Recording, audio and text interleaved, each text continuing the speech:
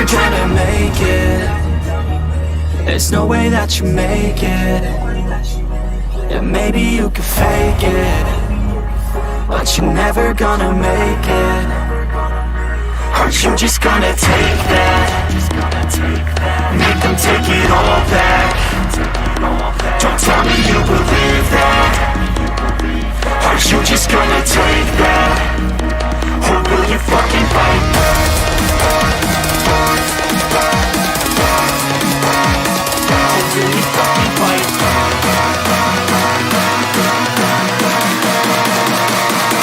Or will you fucking fight back?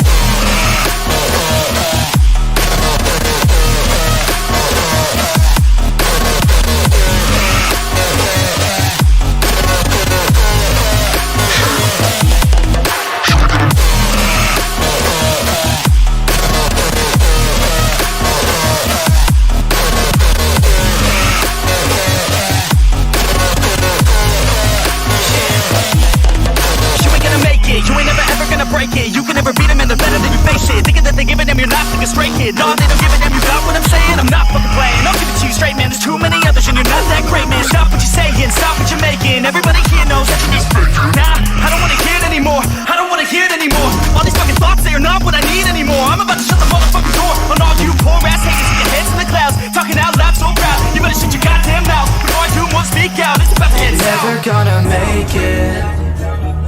There's no way that you make it. Yeah, maybe you could fake it, but you're never gonna make it. Are you just gonna take that? Make them take it all back. Don't tell me you believe that. Are you just gonna take that? Or will you fucking fight back?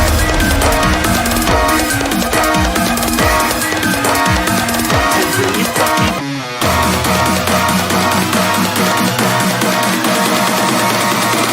or will you fucking fight?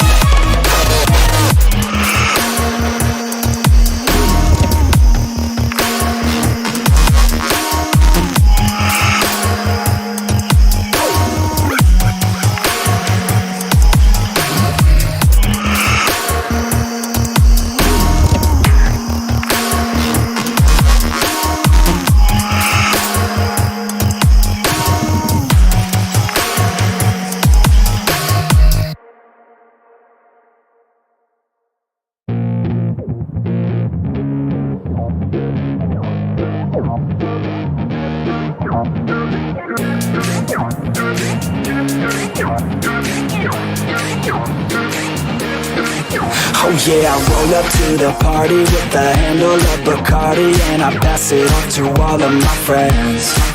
Oh yeah, she rolls up to the party in a dress that shows her body, and she's hanging out with all of her friends. Yeah, let's go. Yeah, she wants to play it like that. Look her in the eyes and she's looking right back. Feel the heat rise with the right contact. She's playing with her hair, so I know she likes that. Yeah, I can feel the beat now. All I wanna do is get her out of the crowd, and on the dance floor with the bass so loud, making my move through the room right now. She used to dance, but then she never danced again. Something in her was dead, but now she has a chance again. So dance, baby, dance again. Take my hand, baby, dance again. It's your chance, baby, dance again. Let's just dance, baby, dance again.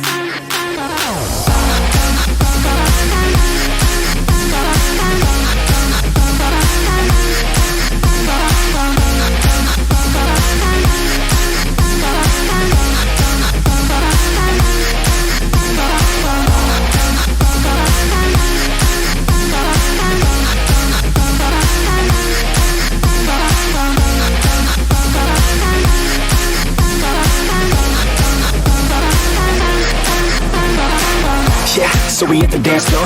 Body on mine, want a little bit more. Shawty, you fine, build a little rapport, and we lose track of time, we don't care anymore. Yeah, feel the beat right now. Dance all alone in the middle of a crowd, drinking alcohol like we in another drought. Like LMFAO, taking shots right now. Shots, shots, shots, shots. She's so hot, hot, hot, hot. And then I got caught looking at her hot bod. I just wanna hop on, dance till the night's gone. Can't stop us, no, we don't take it slow. We put on a show, she gets real low. Drinks start to flow, we keep in the zone. We won't leave alone, we don't sleep at all. She used to dance, but then she never danced again. Something in her is dead, but now she has a chance again. So dance, baby, dance again. Take my hand, baby, dance again. It's your chance, baby, dance again. Let's just dance, baby, dance again.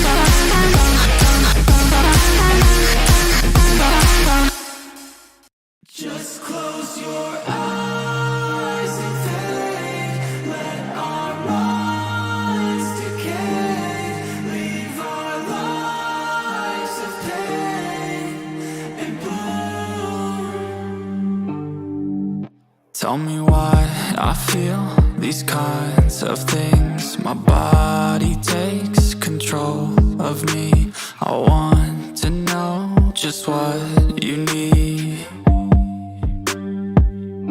And I'm feeling like we're overzealous. We're so helpless. Can't keep this inside.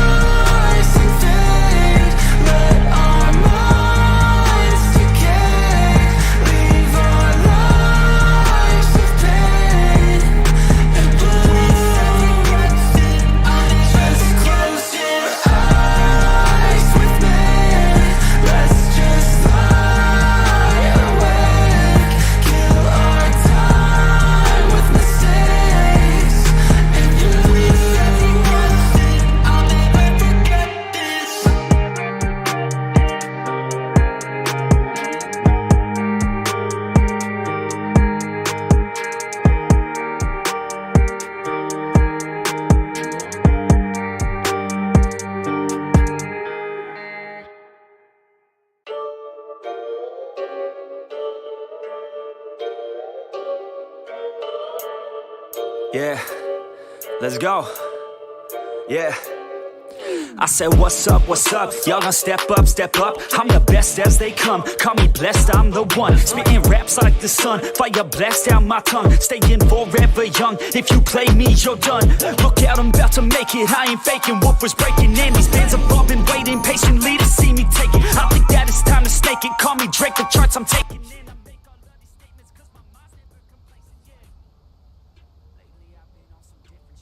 Hello everybody, Osio do Ichu Oganali Tero Dawado. Hello, how are you, my friends? My name is Tara. Welcome to the stream. We are at final day for Atsila's journey, depending on how these rules go. There is a lot that is going to be happening today. I am super excited to see what all has in store. And let me just tell you that there's going to be a very heart-filled and emotional situation that will be happening sometime today. I have a specific thing that has to occur in an order for this to work out. So yeah, that's going to be quite fun, as far as I'm concerned. So yeah. Whew, I can't wait. Hello, Jeffrey. I'll see y'all. Alright. Let's start off today and see what we are going to be doing. So we'll start with our D20 roll. And we'll see what our day starts off with. Looks like we're going for a forest hunt. Awesome. I'm all for it. Let's grab our bow and our hunting gear.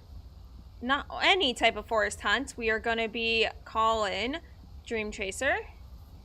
And we will be hunting on horseback only. So let's go get her. We have 25 arrows. And we have some more ammo on Dream Chaser. So we should be fine in that aspect, in that case.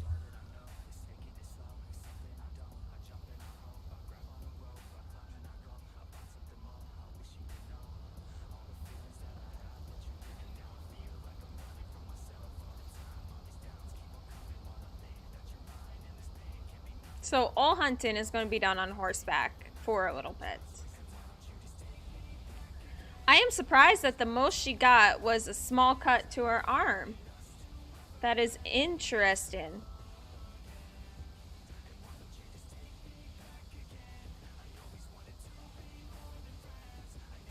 So if you caught the stream yesterday, you saw that she kind of passed out for a bit. And during that time, she was having dreams. Today, she'll be doing something that was relayed to her in the dream. And in one of the visions she had the other day with her meditation. Something that really hurts her heart. Really, she struggles with it quite a bit. And yeah, so I can't wait to see how she handles this. Can't wait to see what comes out of it. And hopefully it is nothing too bad.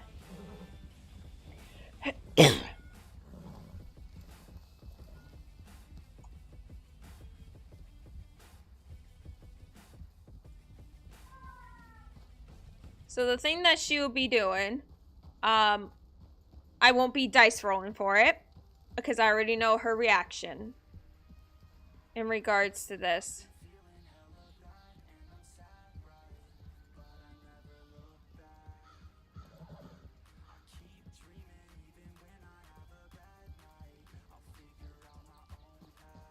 And she might do something that it's a bit on the downside with that. It depends on how things go. We got some horses. I'm not really seeing any wildlife just yet. Except the fox. That's a good sign.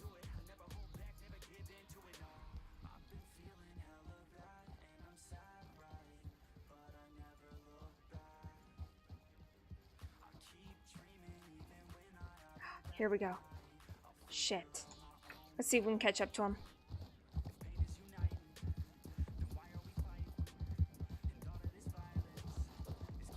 Got it.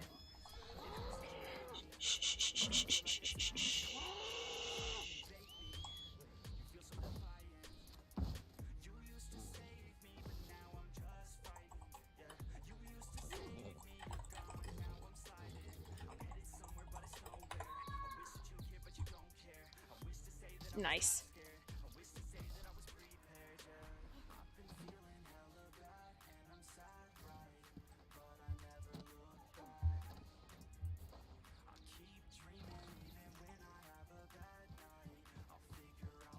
I was low-key hoping for a chase through the woods a bit there.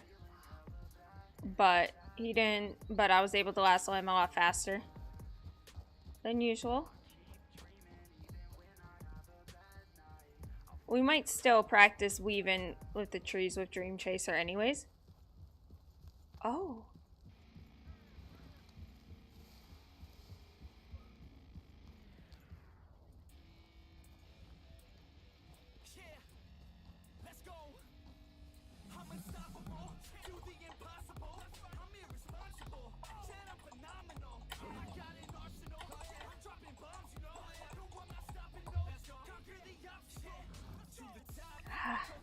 Basta. Oh.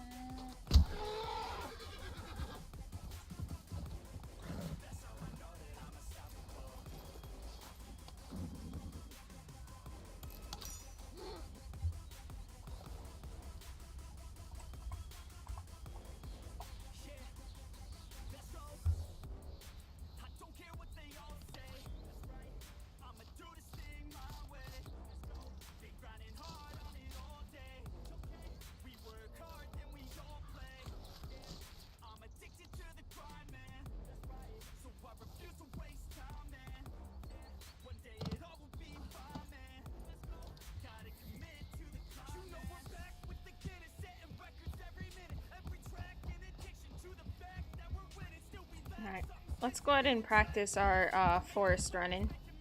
Dense wooded. Full on sprint.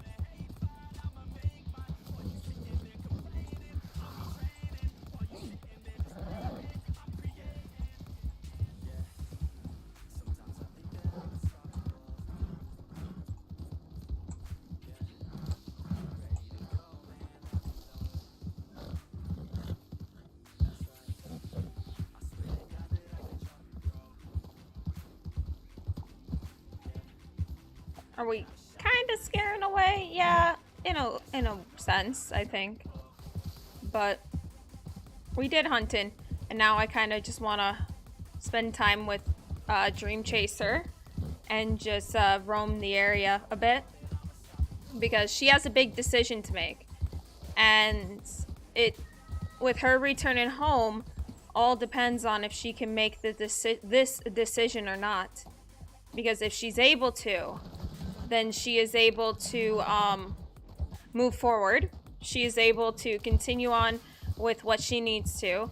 She's able to accept. She's able to accept that part of her that she does not want to be shown. And everything like that. So this is a thing that's gonna be quite tricky for Atsila.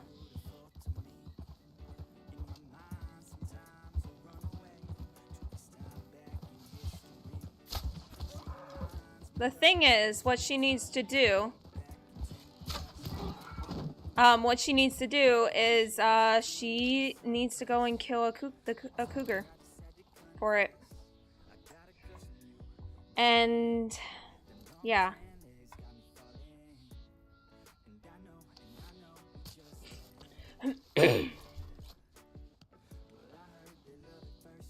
So there's one place where I know where a cougar can be found.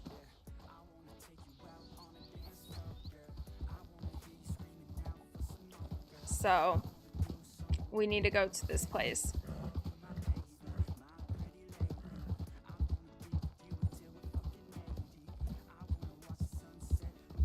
So this can either go really good or really bad because she can use her bow for it, but a tomahawk would be more preferable for the situation. So this can go really good or really bad, but we need to find this cougar.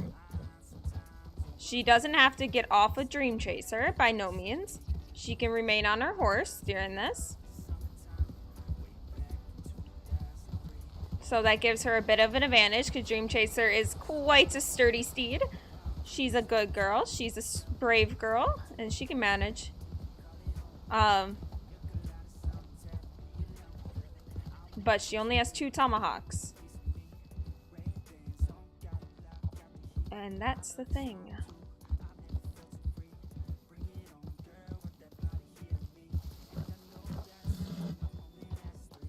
So we're gonna go for a cougar.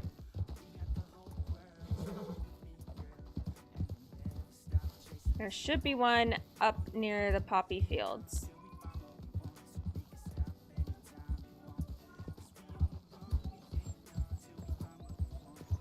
Hold on, let me get my bearings. Where am I? Oh yeah, I'm in the right area. Okay, cool. This is the right area. Now we'll just ride through here.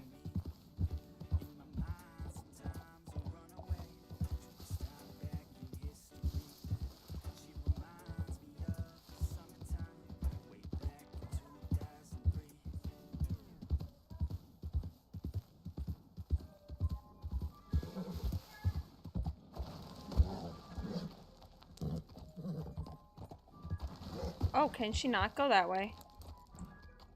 She cannot. Alright, we're gonna have to go around then. That's fine.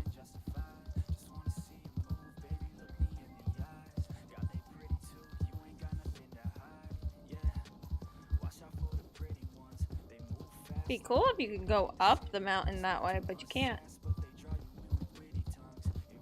A bit annoying.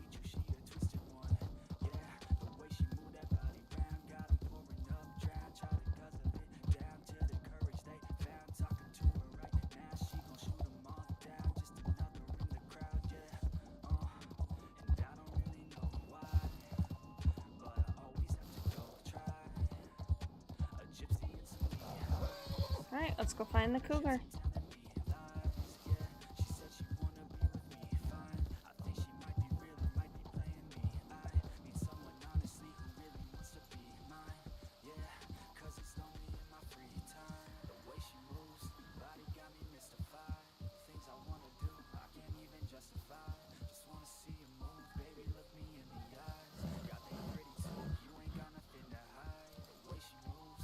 She's utilizing Dream Chaser as the first line of defense against this thing.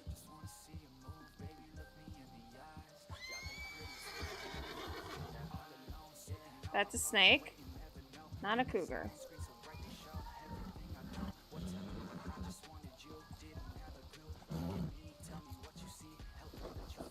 Come in there.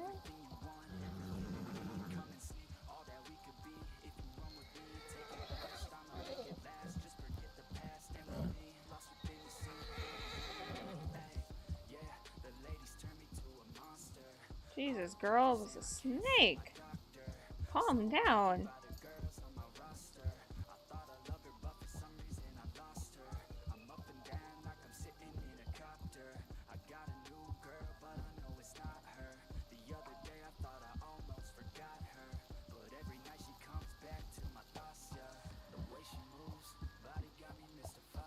If one doesn't show up here, we might have to venture out to a different section to find this cougar.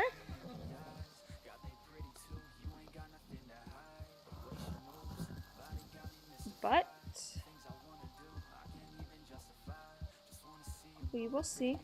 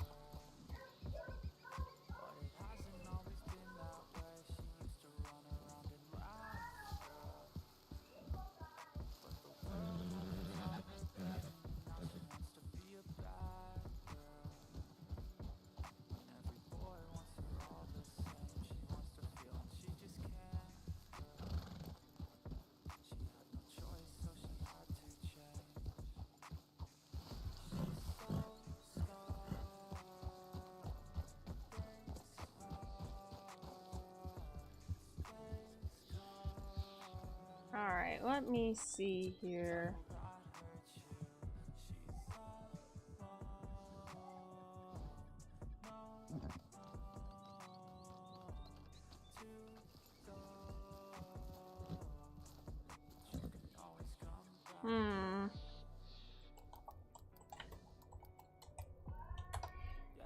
Let me see.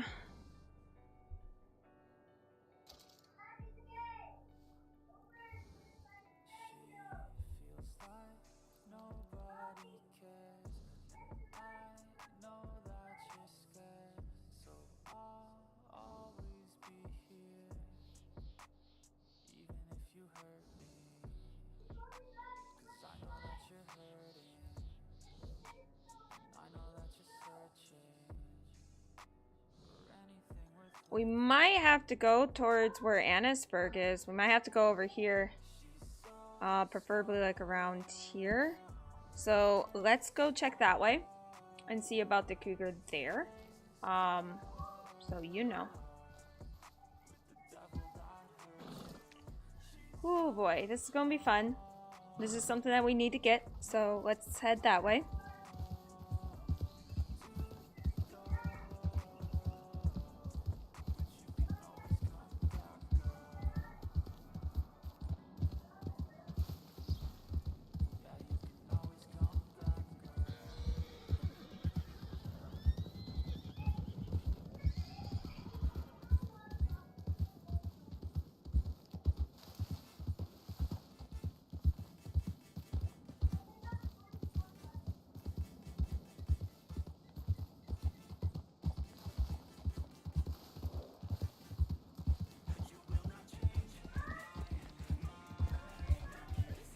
So if you guys are wondering how I determined a cougar, was it?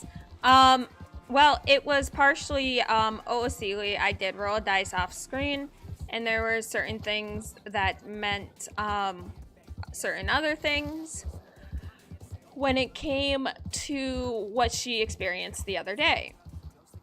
Her rolls were very good the other day, which is why I believe if all else goes well, today she'll be heading back towards the end of the day back home. And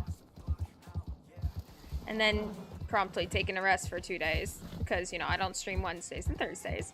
But with that, so it all depends on how this goes. Either way, if she gets seriously injured during this, oh, this place is beautiful. This is gorgeous. Holy shit. This place is gorgeous. Wow, I've never really come this way. I should do it more often. It's so pretty. What is this? Mental note. Gotta come back here. Beautiful. Holy crap.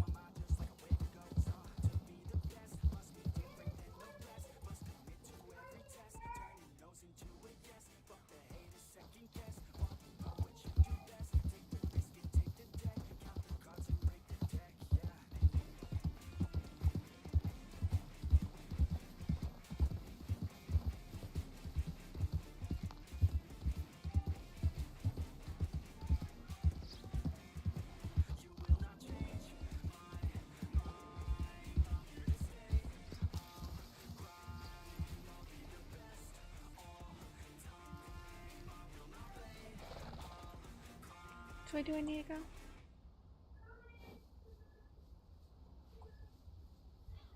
This way? Yeah, this way.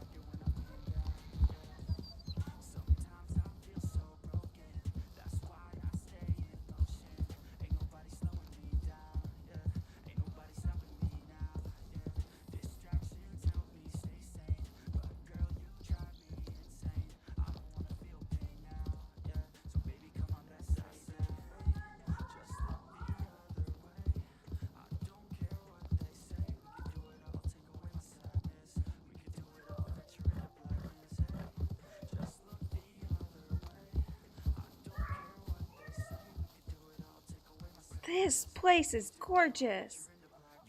Honestly, it really is. Alright, so this is the area. So we'll travel through here for a bit to see if we can spot the cougar.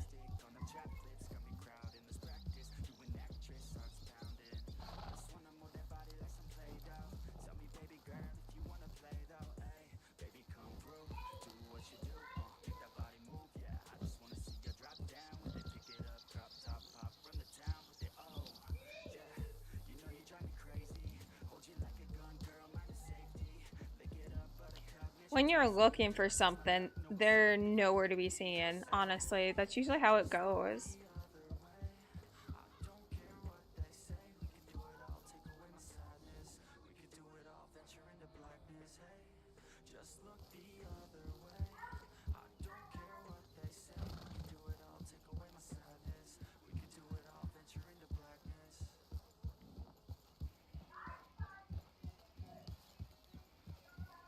So the return home all depends on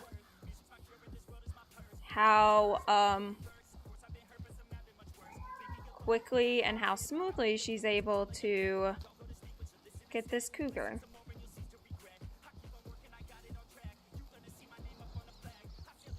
She can technically go anywhere for it, but you know, it's easier to stay close by.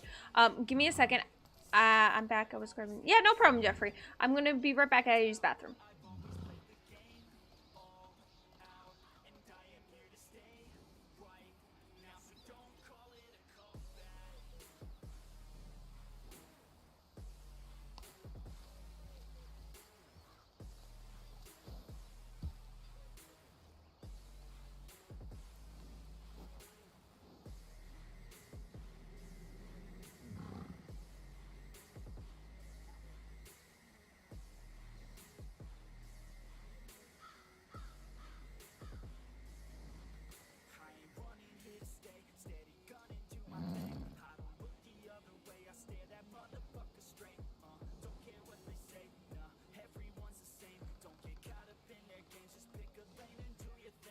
Alright, I am back.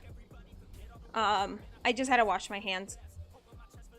I was eating something sticky, and I didn't want my keyboard to get sticky. Alright. So it should be around this area somewhere, if I am correct. So let me double check this.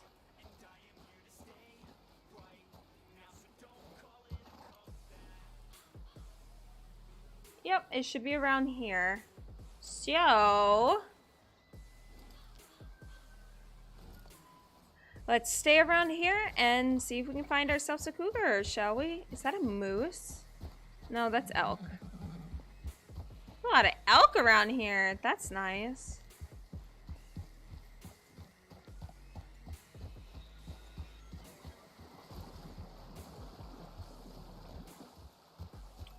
I should eat something. Let's go ahead and eat something and get something to drink while we're waiting. Thank you, thank you.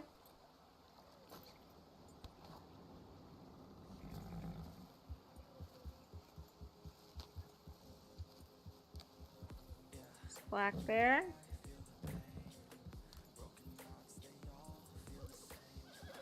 So I see the bear. No cougar yet, but I am in the area. Oh, I'm actually, I think, yeah, I am in the area. So we'll stay, it's supposed to be around here. So we'll stay around here and see if we can spot it.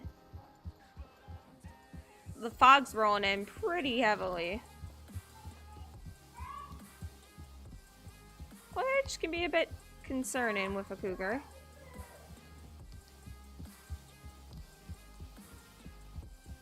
So that's gonna be fun.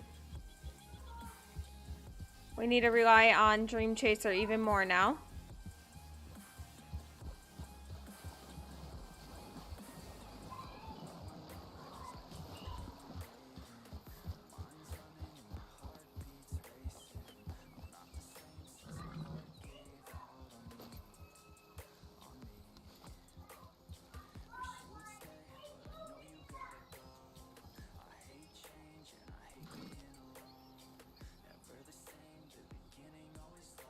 I'm just making sure I am in the correct region, and it does look like I am, so we should be okay. I think I'll head up this way a bit more.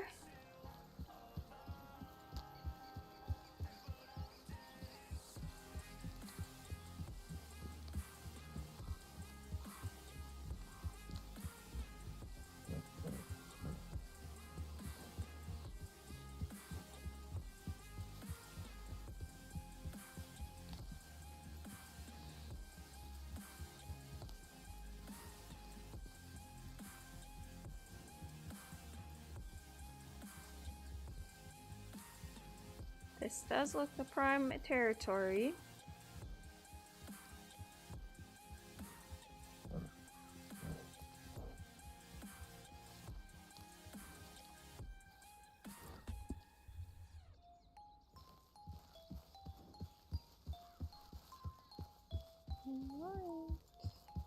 If they're not here, we'll go up more, because I know this area has a ton of them.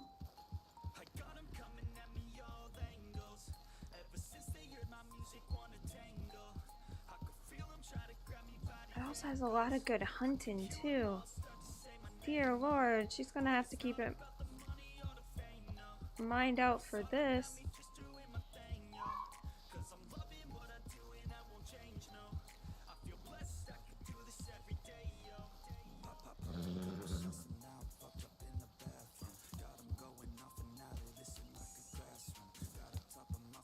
So what she needs to do is, once she finds this cougar, she is to ride it up into the snow, into the mountains.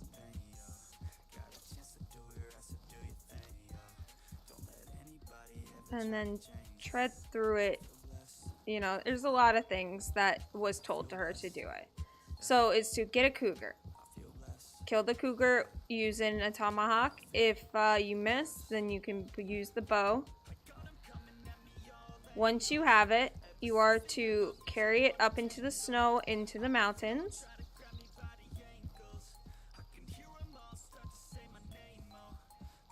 And with your grandma and with her grandmother's necklace, she is to wrap it around the cougar after she has cleaned it and prepared it.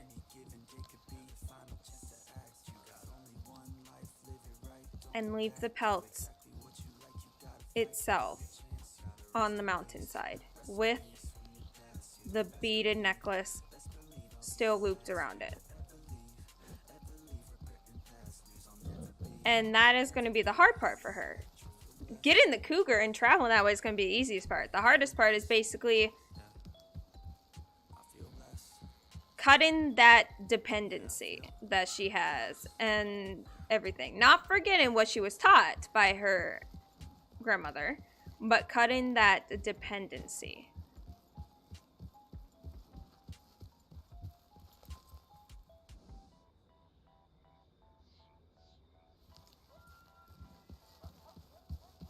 Got some coyotes. Whoa. Okay. Hello. Trenches.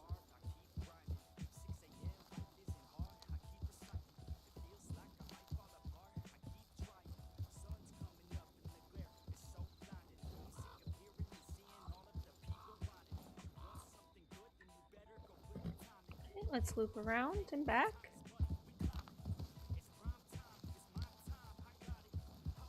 We might have to go upstream a bit more. Doesn't seem to be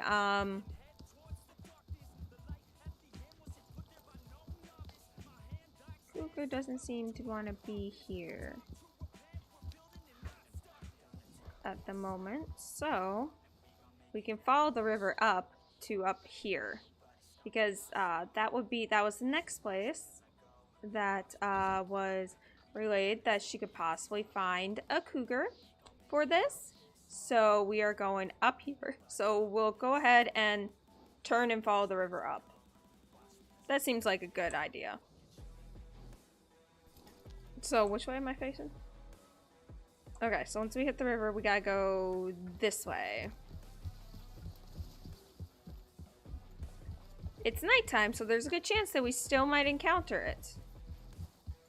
It may have just roamed further than where her vision told her to look. So, we will see.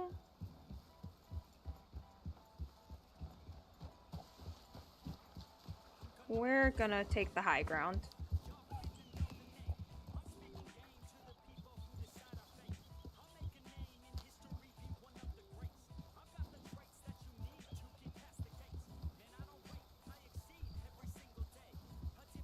Yep, we're going the right way. Okay, we'll just follow the river up.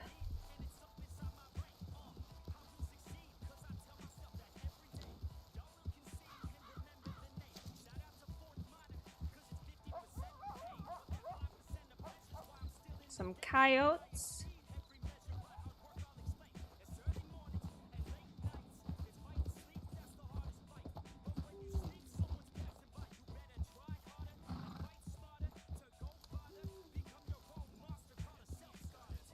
An owl.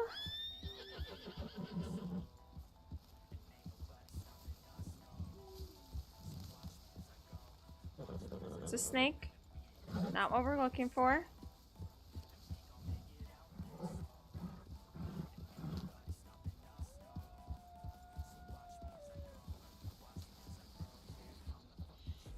It's a fox. Wonder, will it let me approach? No, that's a coyote. Pretty cool though. A little coyote.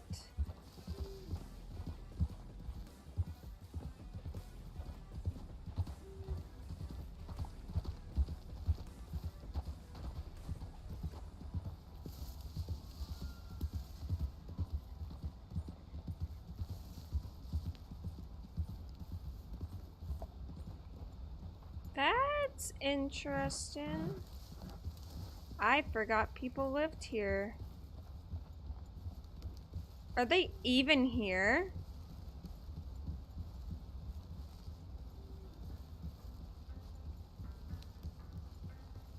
Wait. Hold on.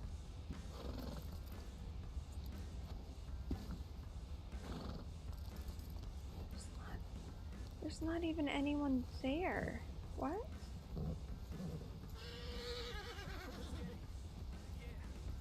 Yes, there it is.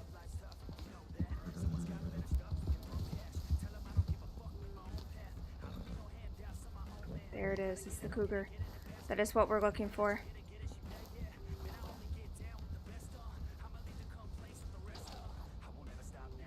Juice.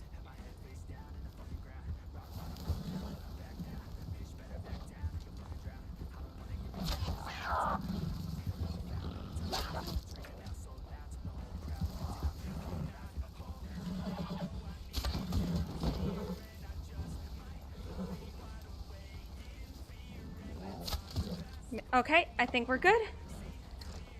We got the cougar, y'all. We tried it with the tomahawk, but we lost our tomahawk, so here we go. We got our cougar. Next stop, the snow. After I pick up my tomahawks, because I kind of want those.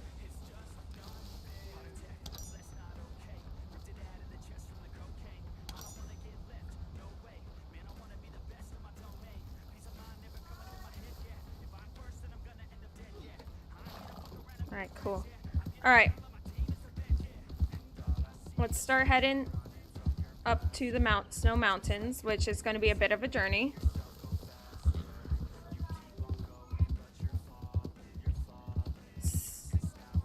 We're going to stop by the campsite first. We're going to take everything down because there's a good chance that we'll need to make another fire up in the snow and rest up there for a bit because it's gonna be cold. It's gonna be cold. Am I going the right way? I am. We can also cut up a bit so we can actually go this way.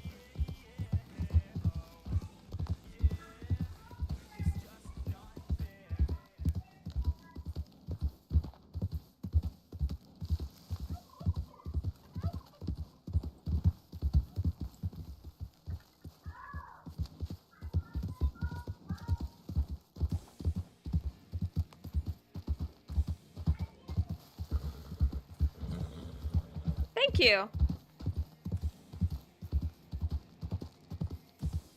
It was teamwork with Dream Chaser as well. She helped with a lot of the things, so.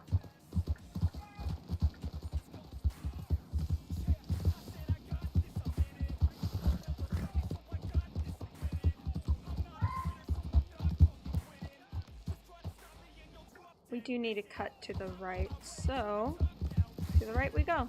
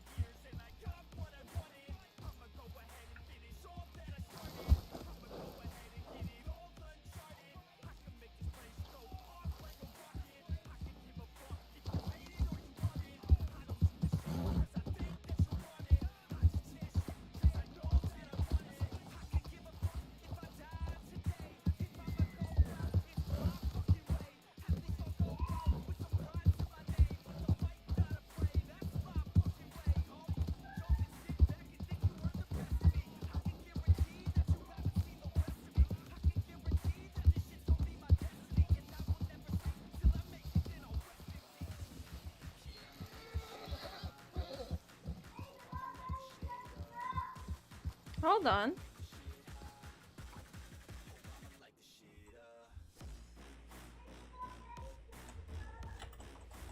Alright, we're gonna smile with that.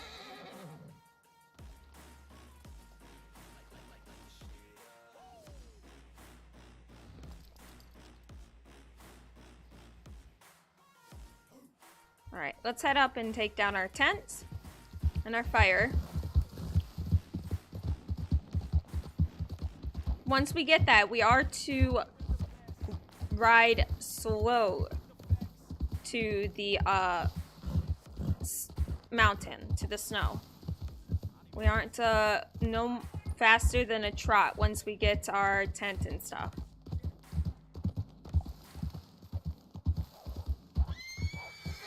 Not dealing with them today. Come on, keep going.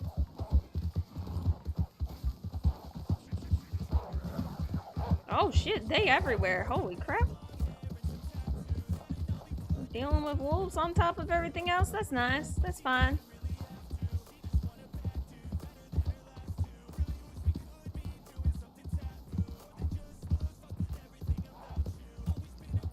Man, they persistent little buggers. Okay, they turned around. I'm about to say, they be going, man.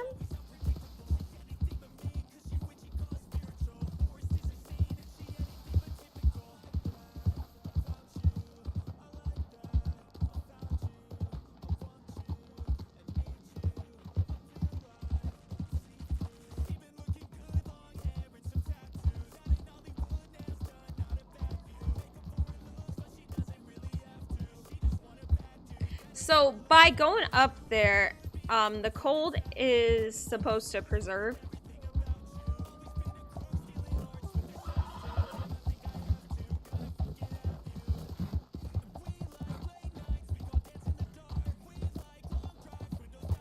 Damn, all these wolves. I mean, it is nighttime. This is wolf area, like crazy.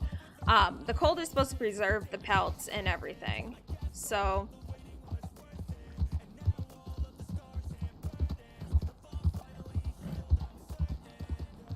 and why the snow in the mountains, it represents home. for her. So in a way, she is going back home to put to rest something she should have done a while ago. She's going back home to thank her grandmother and to say goodbye.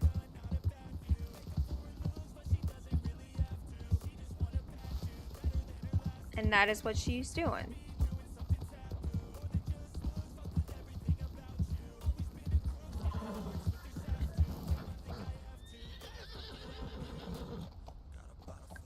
You're right, you're right. We can't go down that way.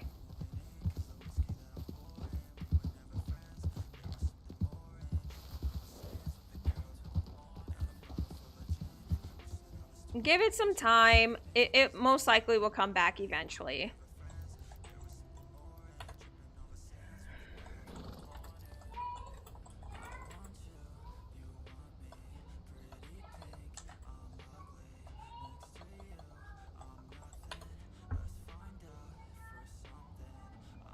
She is contemplating. This is the hardest thing that she'd ever have to do.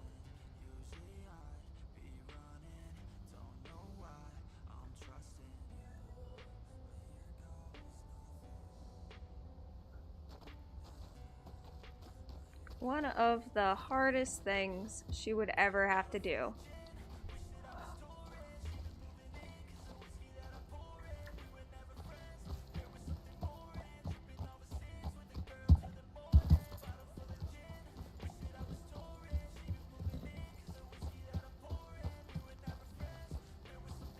Sorry if I get distracted, y'all. I am also on top of this. We had midterm elections going on here for my state. And I'm also low-key following that too. No, this is not a trial. Not necessarily that she was put on, Rue. It's something that's a personal thing that she's doing. It's a personal trial, if you want to go that way. Whoopsie, I gotta go this way. Streamlabs should be working now. I found out the issue. But it's a personal, thing. It's for character development. There we go. That's the best way to put it. It's character development. See, for the longest time, the only person that really showed that they cared and wanted the best for her was her grandmother. And she held on to that so tightly that it became a downfall for her. And now that she has a family, an entire group of people who care just as much, if not more, than her grandmother, she is now going through her own type thing to accept how she is with her temper, to find better methods of not controlling it, but working alongside it, and to finally say goodbye to her grandmother. Yeah, definitely very good character development. She just got this cougar. She's now tearing down the camp. She has her grandmother's necklace, and once she takes down the teepee and the fire, she will be riding up into the snow to the mountains, and this will be the hardest part for her. Killing the cougar was the easy part for her. The hardest part is actually saying goodbye.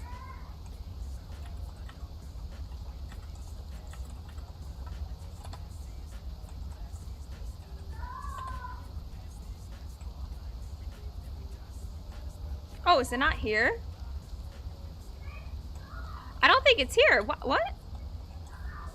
Okay, pretend I took it down. That seems to be glitched.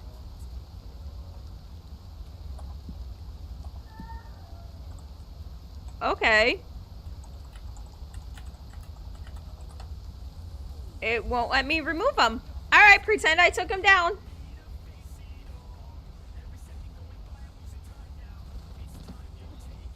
Alright, from here on out, no faster than trot. The location in her dream that they said she should bring it to is over here. Actually, no. It's up here by the glaciers. that is where they said she needs to take it to. So as you can see, it's gonna be a long ride just at a trot, and she has to go at a trot. Oh yeah, I do this a lot with her. It's great. Sometimes you just need that solo roleplay for character development.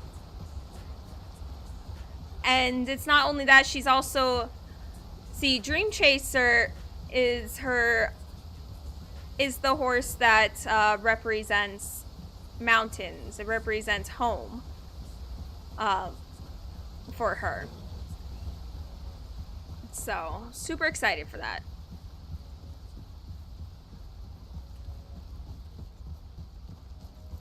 But all yesterday, we did a whole amount of character development with dice rolls, visions, meditation, all that type of stuff yesterday. And today is coming to the final of that, because I rolled the one where she passes out into a deep sleep.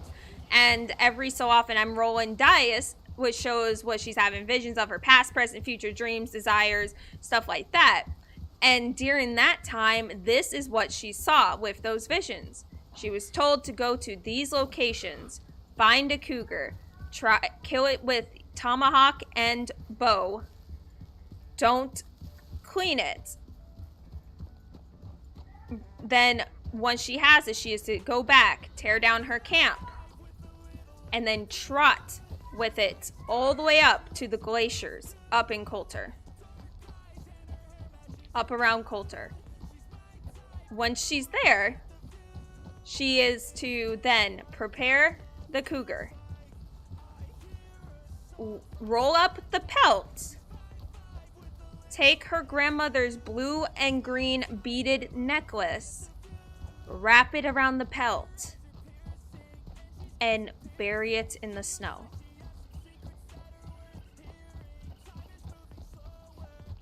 It is her way of, because the mountains up there in the snow represents winter time in her home where she grew up in the Smoky Mountains, because it does get very snowy up there, and that's what it represents. So I wonder if I can follow these tracks. I can follow the tracks.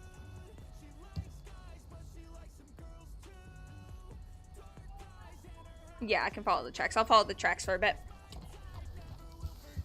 So, super duper excited about that.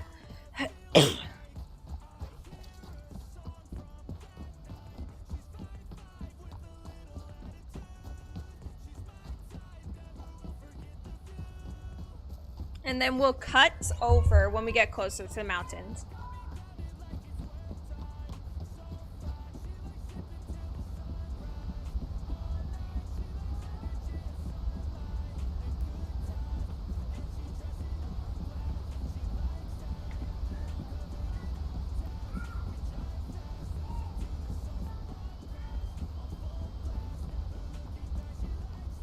So right now, Atsila is doing fine with everything. She is content and the such, but when she gets up that way and actually comes down to it, to where it's time to actually say goodbye, that's where shit's gonna hit the fan.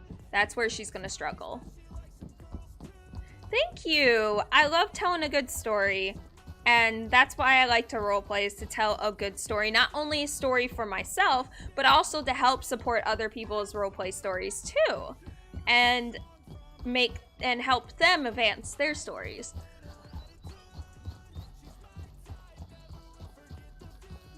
If you're curious on how she got to this point, Rue, I am been uploading daily 10 minutes of episodes of my streams called Journey of the Heart, from the first time I started streaming with her all the way through everything she's endured. Eventually this will get there, but my streams are usually an average about 5 to like 7 hours, and I'm doing 10-minute things. Of course, some streams I won't have it in there because it was just literally dead air. There was really no story or any character development because nothing really happens. But if you're interested in that, we currently have 40 episodes. And it's in a playlist on my channel, so go ahead and check it out to see up until, not to this point, because I'm still editing those streams. So that's going to be super fun.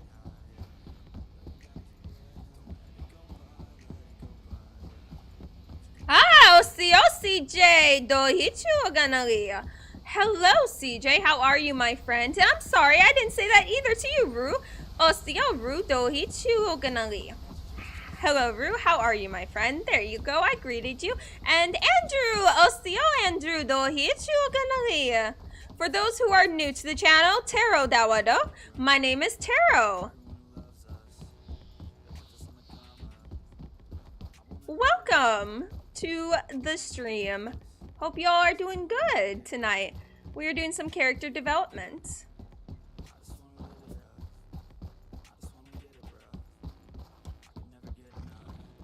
Not quite yet.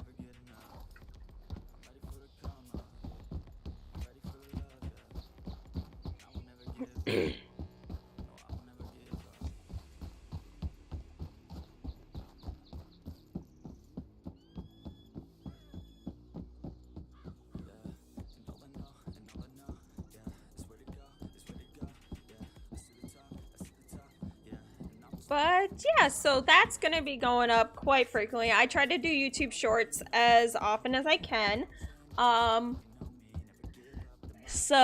But my YouTube shorts are related to important trivial moments in my character's life. So there are some days where I won't upload YouTube shorts, there are some I will, and it all depends on what happened in roleplay. So my YouTube shorts also tell a bit of a story about my character too.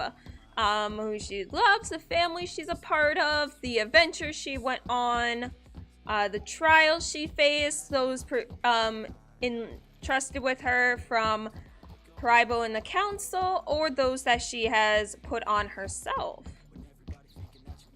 So my YouTube shorts, they do have purpose to it as well, which, yeah.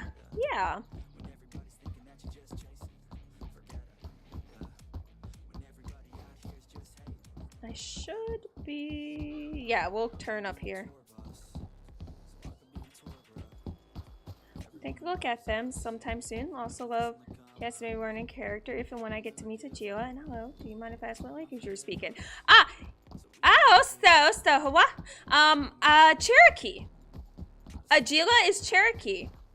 And I was speaking Cherokee. I am currently in a language class for Cherokee, and I am learning the language IRL. So I tend to utilize, no, we are trotting. I tend to utilize roleplay and streaming to speak it. Hola. Hola for the question.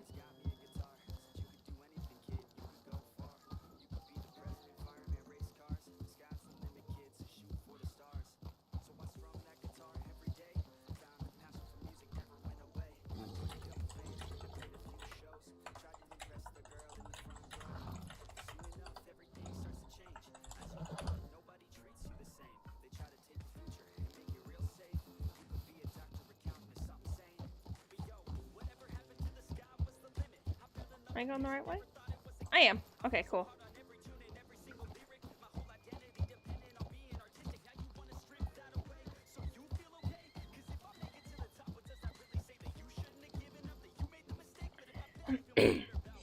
So, Rue, let me ask you a question. Yeah, I'm glad you like it. Let me ask you a question. If you want to, that is. What kind of character are you planning on bringing into the server? Or if you're already in the server,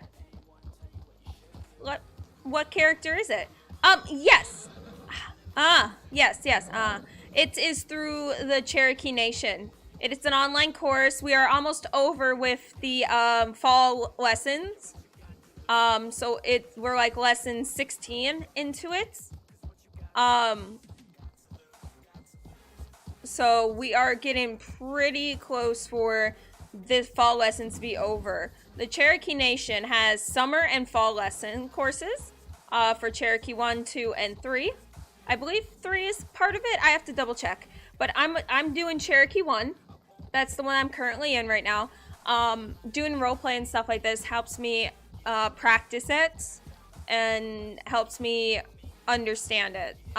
See, unlike English, where you're like, this means that, this means this, and everything has a word. Cherokee and like a lot of native languages, the word that you speak can mean multiple things. So you have to know the context. Cherokee is a message, in a sense. And that is what they taught, yeah. So for example, the word usti means tiny, little, or small. But if you draw out the u and you go usti, that means baby. So there's tiny pronunciations and stuff in the language that changes the meaning. So if you say gado usti, that means what? Gado usti is what? If you go around the and go gado usti, that can change. So for let's say gado usti sigua. A sigua is a pig. So what is pig, or what is a pig? That doesn't make much sense. Like, yeah, it makes sense. Like, you're asking questions that you don't know what a pig is. Slow down. What are you doing? Slow down. So if you're asking a question you don't know what a pig is, then sure. But if you're asking where is the pig, or something like, not where, what kind of pig or something like that, you do gado usti sigua. Gado usti sigua. And that will change the whole meaning of the sentence in a way. So it's interesting. Unlike like French or we're gonna take this mountain path. Unlike French or Spanish, where things have feminine and masculine things, Cherokee doesn't really have that. There's no feminine words, there's no masculine words, there are just words. Another thing is gitli or gitli is dog in a sense, but gitli doesn't necessarily mean dog. It is, but it's easier for people to learn it just to say that means dog. Gitli can mean a lot of different things. So once again, it boils down to context of when you're speaking. So if a lot of times, and from my instructor, the context in itself, you'll see them pointing to stuff. And so they will usually use hand expressions and kind of point out what they're saying. Yes, it is. Yep. Intonation. Yeah, it is. It's a mixture of that and context. Exactly. Oh, see you, McKenna. Hello, McKenna. How are you, my friend?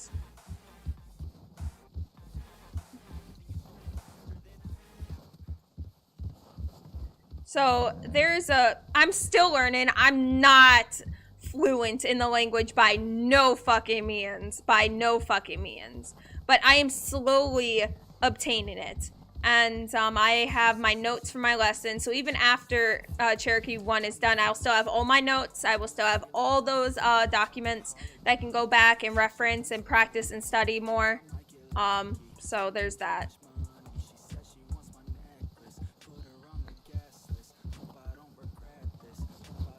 All right, here comes the snow. So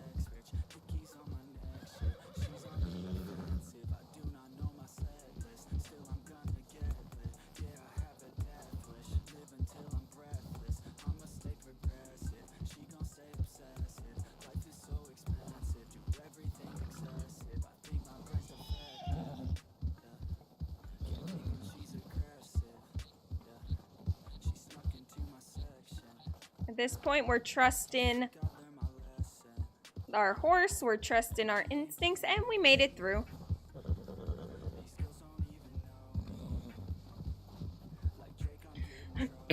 So now we just have to go up and around, up this way, and head to the glaciers. For character, I play the perfumer who reaches out and Kabbalah's kicking around as an idea at the moment. Ooh, do not tell me. Rue, don't tell me anymore. Character sounds amazing. I cannot wait to see how that character develops. Love it. Love it. Leave it at there. My interest is piqued. I'm intrigued. Oh no. Aw. Oh, you get better, McKenna. I'm sorry to hear that.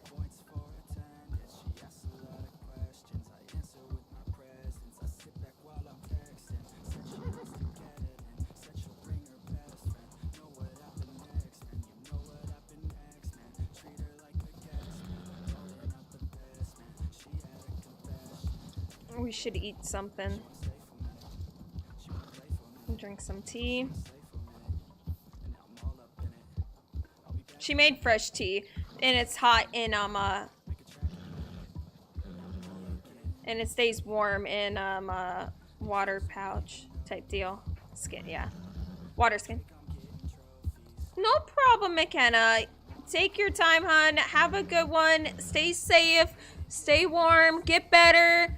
Dona dago ha'i till you and I meet again. And another thing for those who are interested, there is no way to say goodbye in Cherokee. You say dona dago ha'i. So do na dago ha'i. Dona dago ha'i. It means till you and I meet again. Which I love. So it's not so straightforward, like we'll never see each other again. You know? It's like we will see each other again. Eventually. And I like that.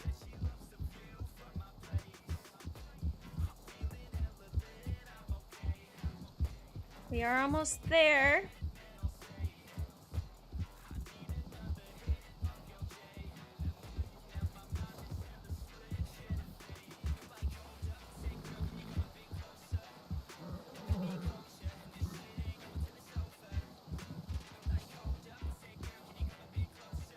And once she is done with this, she is to walk back to Valentine. And that's where, not Valentine, but the Dakota River, near Valentine. And that's where her thing will end. So, I love it too.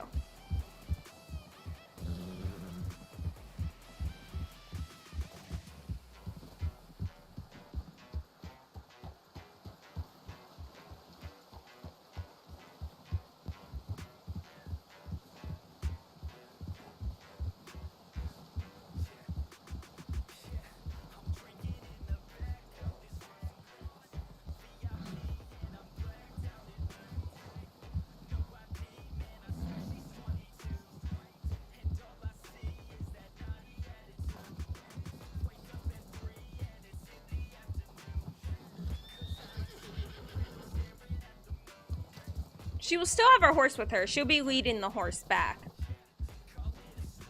instead of riding.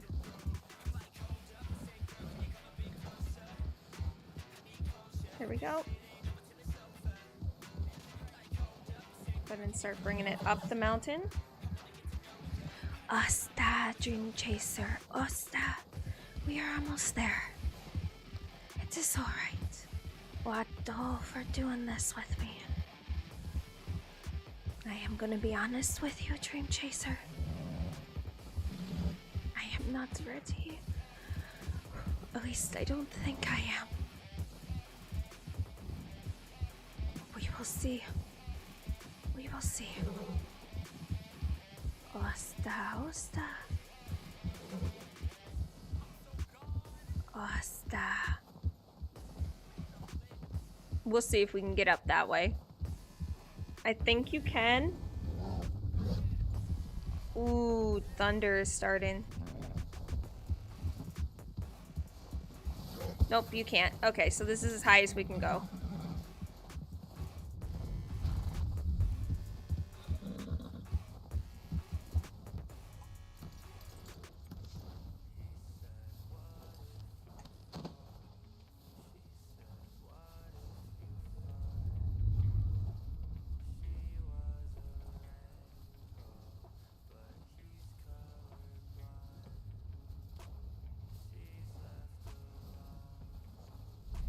We'll carry it down to the glacier.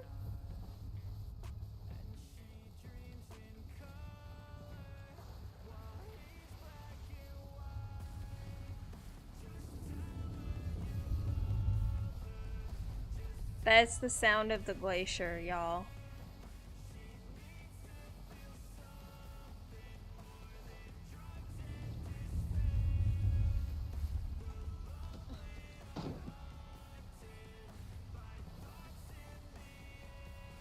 First thing.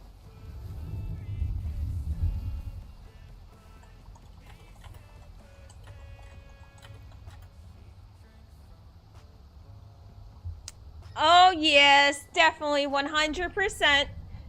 She's doing her best.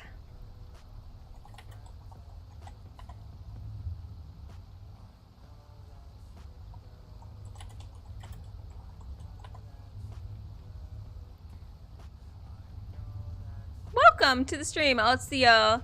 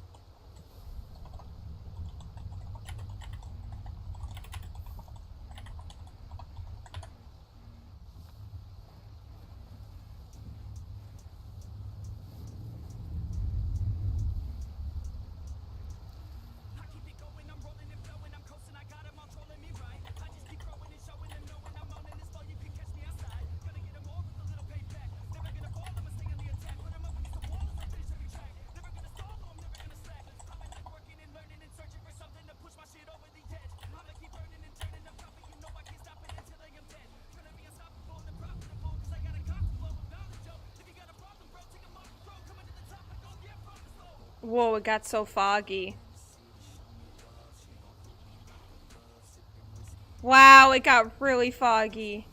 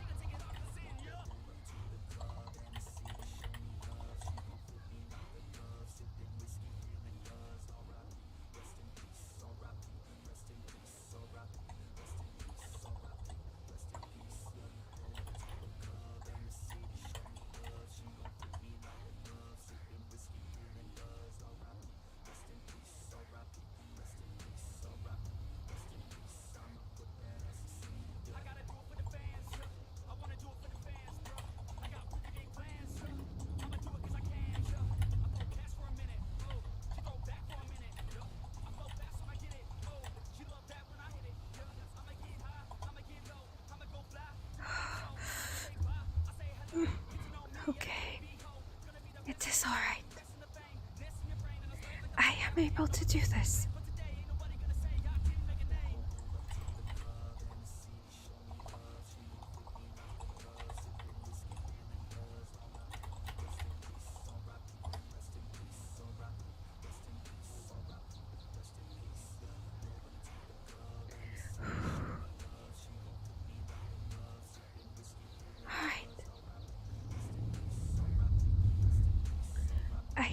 to say goodbye.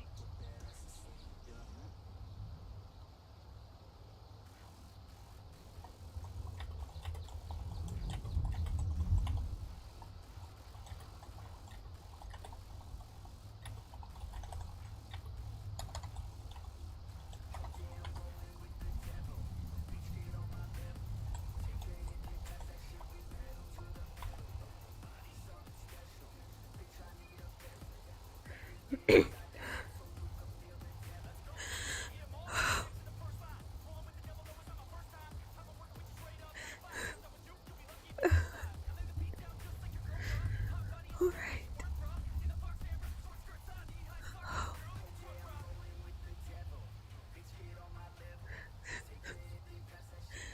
don't know if I can do this.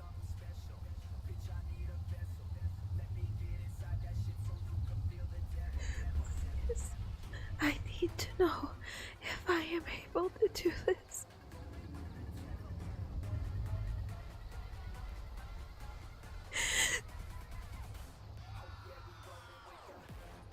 I am scared. Please.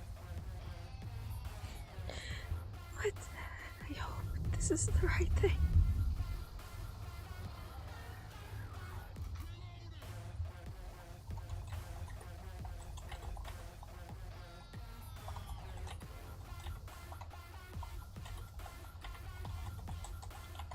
Oh no, I'm fine. This is roleplay, honey. This is the character.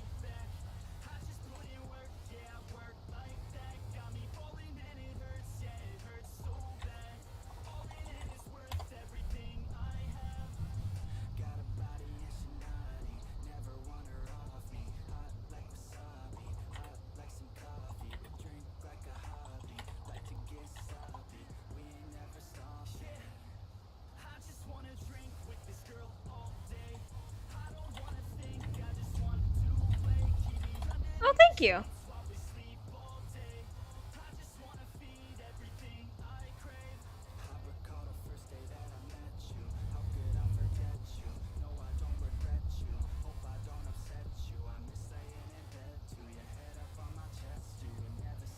She's having a moment, y'all.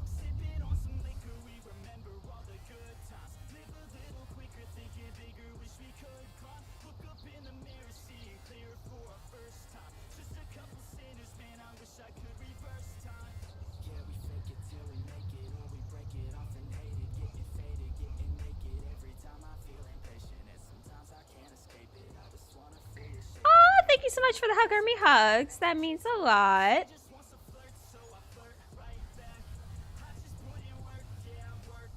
It means a lot.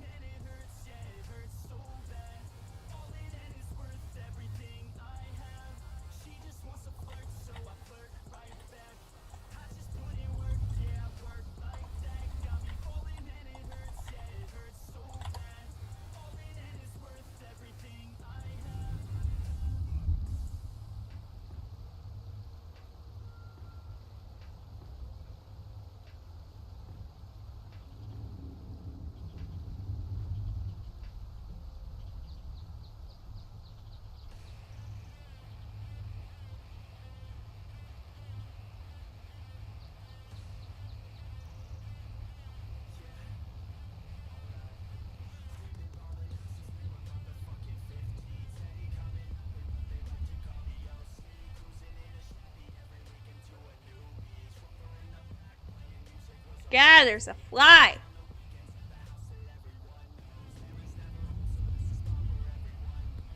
A fly that keeps flying into my face.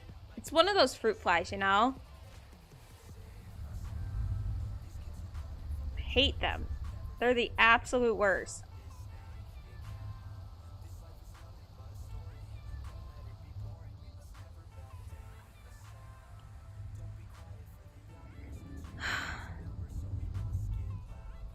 Atsila, Alicia.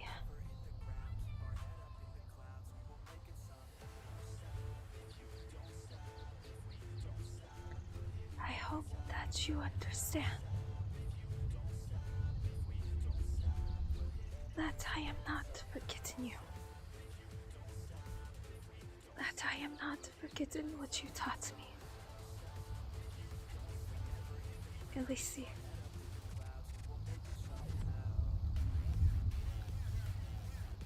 I hope that you know this. I will hold on to everything that you have taught me from now until the day I see you again.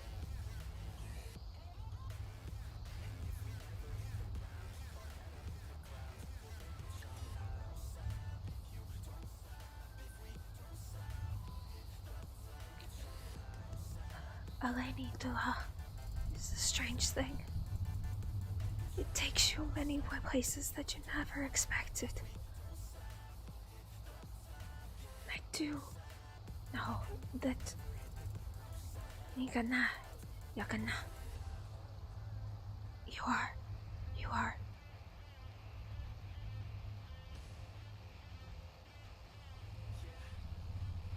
Please. I hope that you understand this. And that you are not furious with me for doing such. I have come to realize that the part of me that I was trying to push away, trying to keep hidden, trying to not be seen, was causing harm. I was not Nawado Hiada. There was no Nawado Hiada. No peace.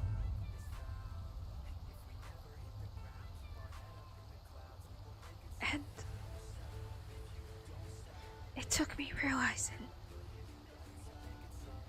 that I needed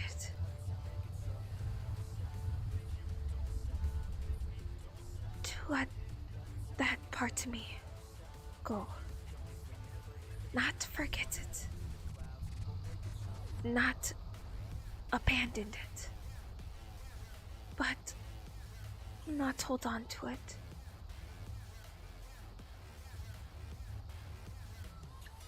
Elise.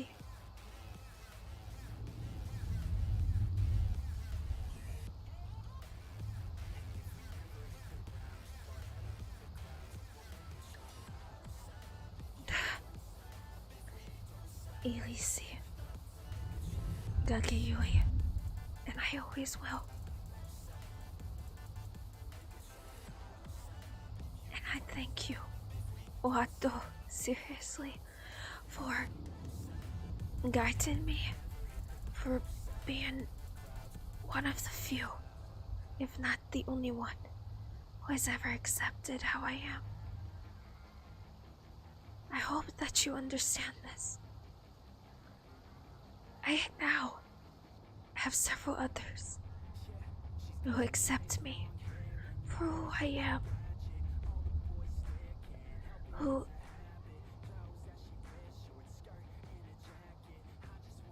care about me just as much as you did, if not more. So, Elise, Donna Dagoai, Elise, and I will see you when I too return back home. Gagiyui.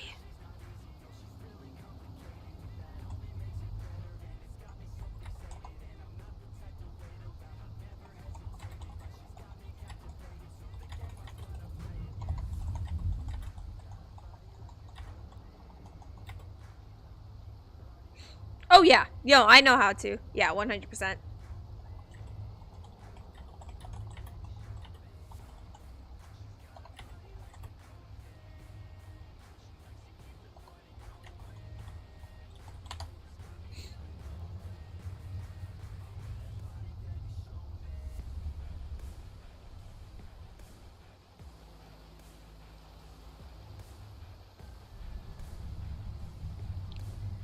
Donna Dagoai.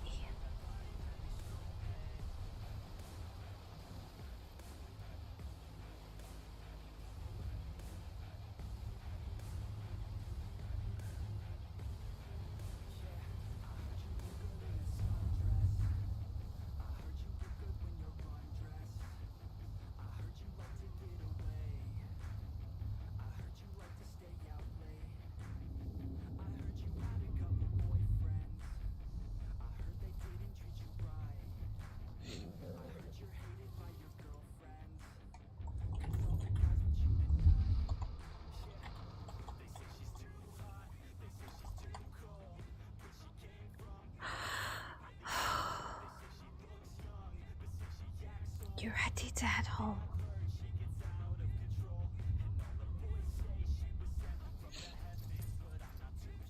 Well, not quite. But let's go.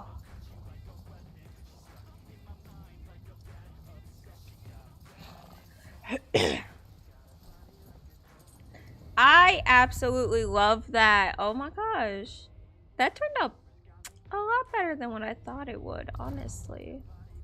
I don't know about you guys, but I actually did think that turned out pretty damn good. Alright.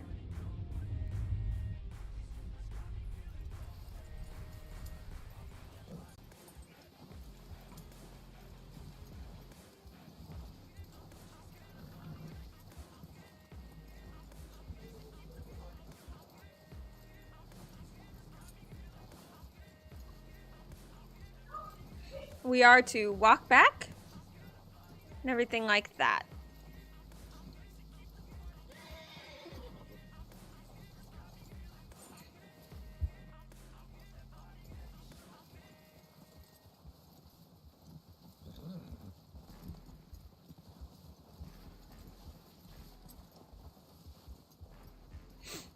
Dream Chaser seems to be struggling a bit.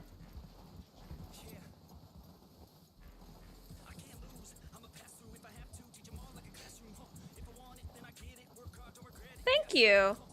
She's a good horse.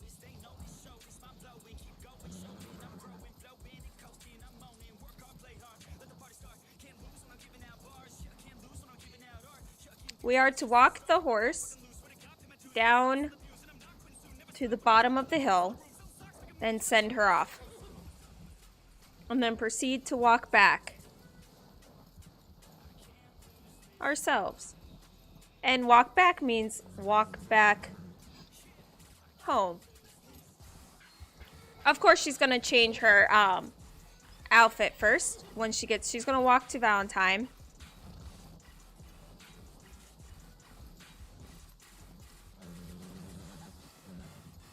And then she's gonna change her outfit out of this because this one is now being retired. She will never wear this outfit again.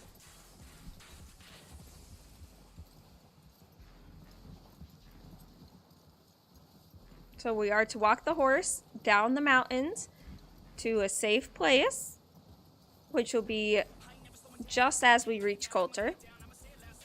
Send her away. Then proceed to walk home.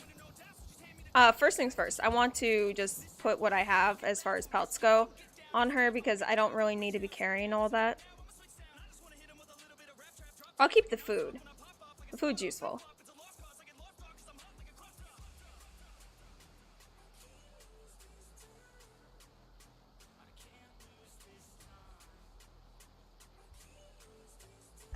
There we go.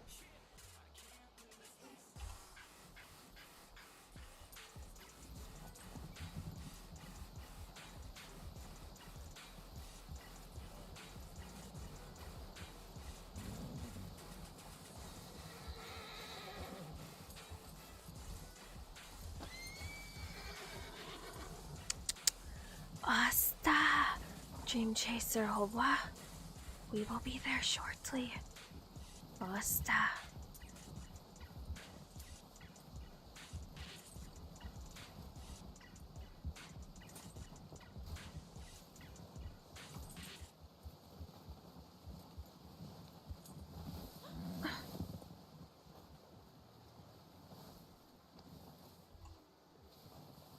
Come on.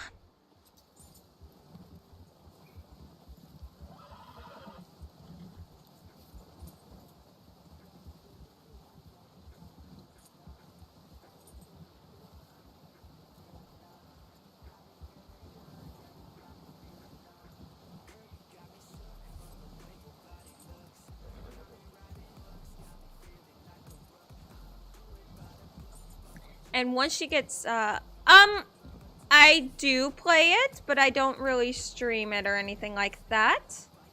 If that's what you mean. That is more of a thing that I do by myself.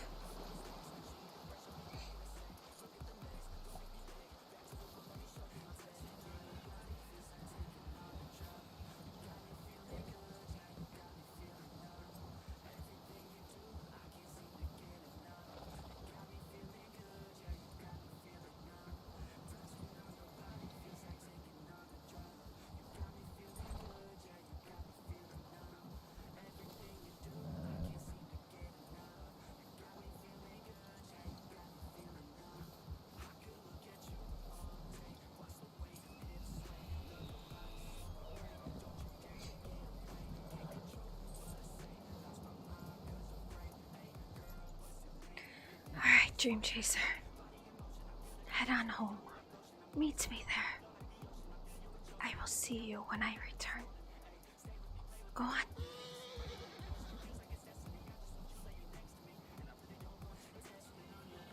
I have 23 arrows, 2 tomahawks, and a torch.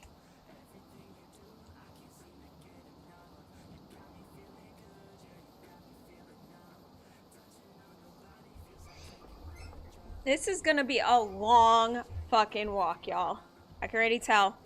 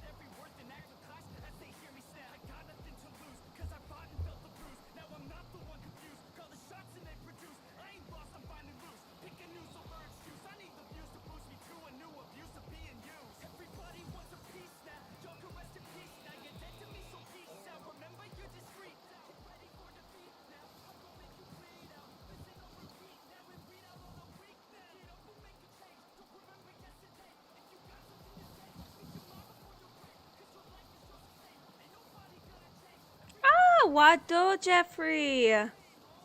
Thank you, Jeffrey. Thank you. I'm enjoying it too. So, because of the way the dice rolled yesterday,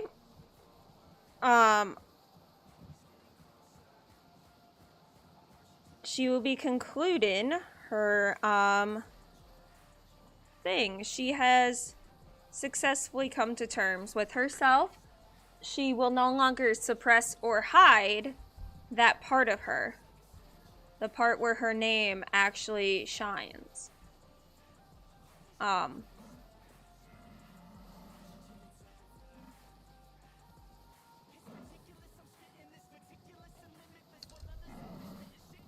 Don't you dare.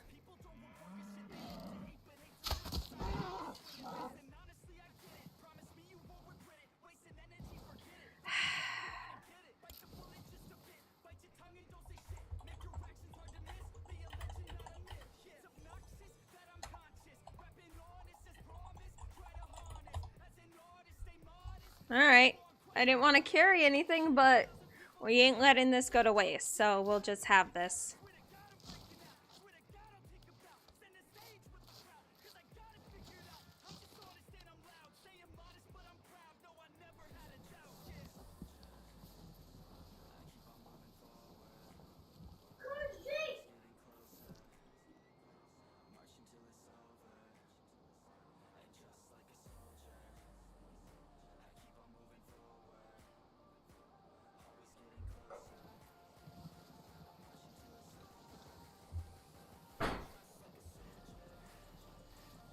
You bet your bottoms that this is 100% going to be, I'm gonna make this into a YouTube short eventually. So that's gonna be fun.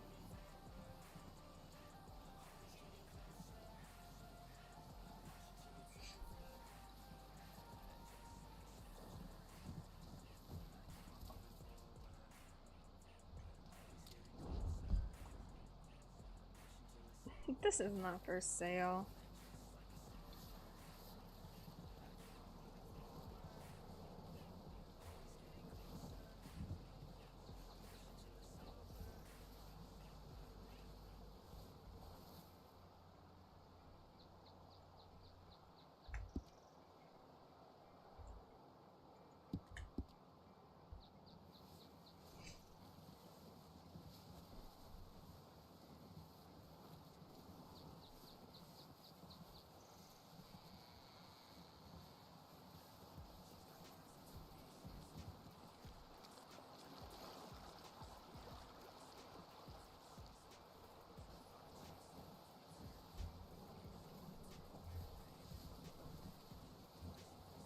What happened?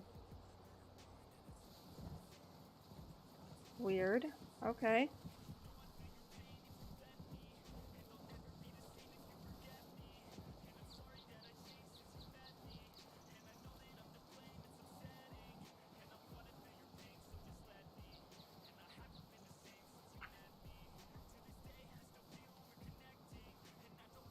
Man, this is gonna be a long ass walk, y'all.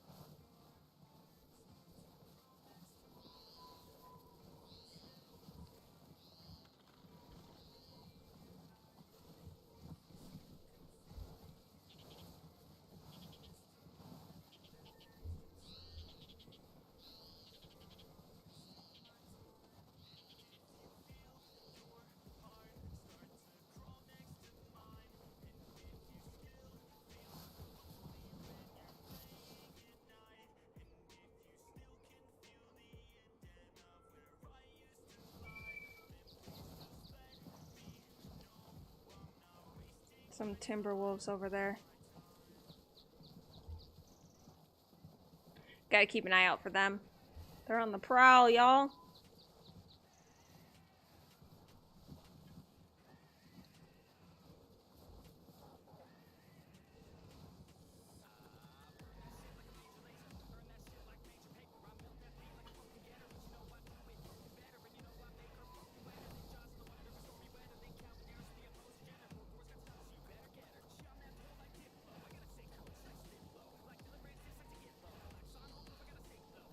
Man, I've never seen elk in the middle of the road like that before.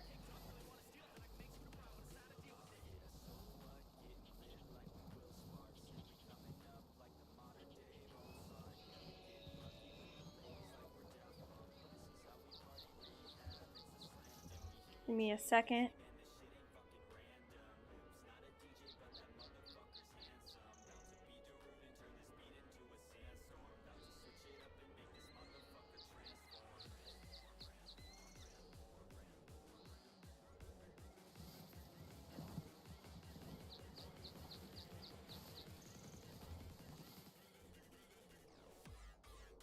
Just listening.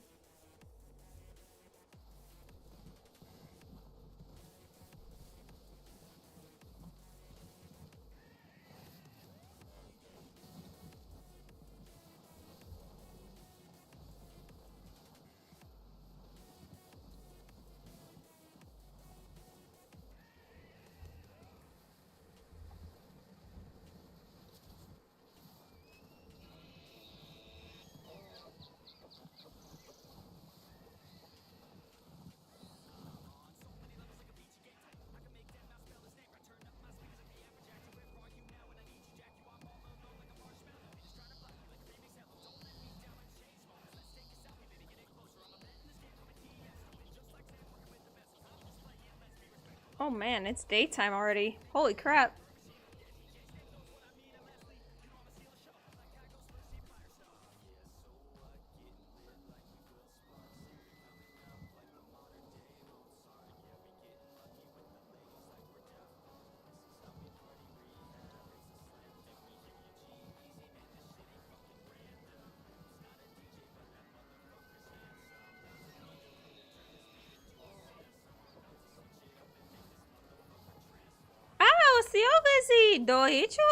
Lizzie! Hi! Hello, Lizzie! How are you, my friend?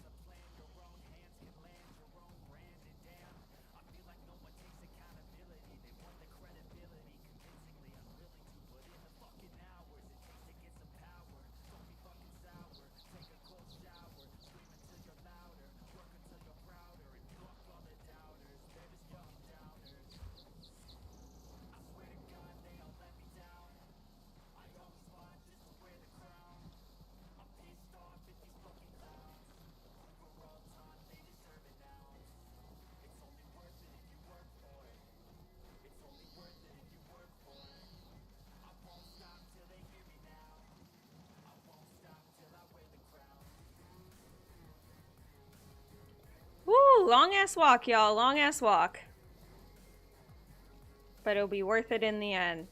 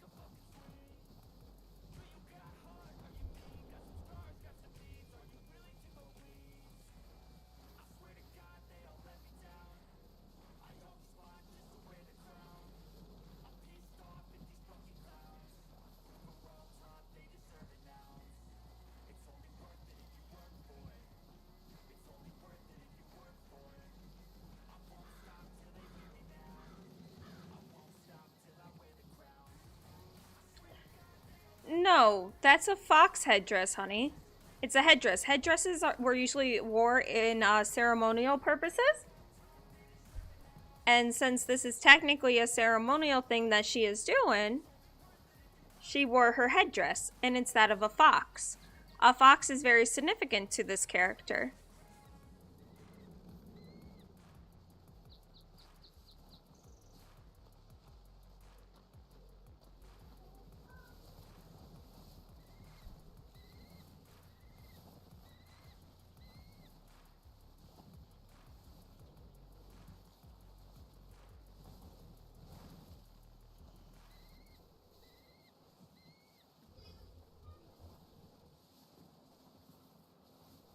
And to answer your question, Lizzie, that I just saw, I'm doing well. Thank you so much for asking.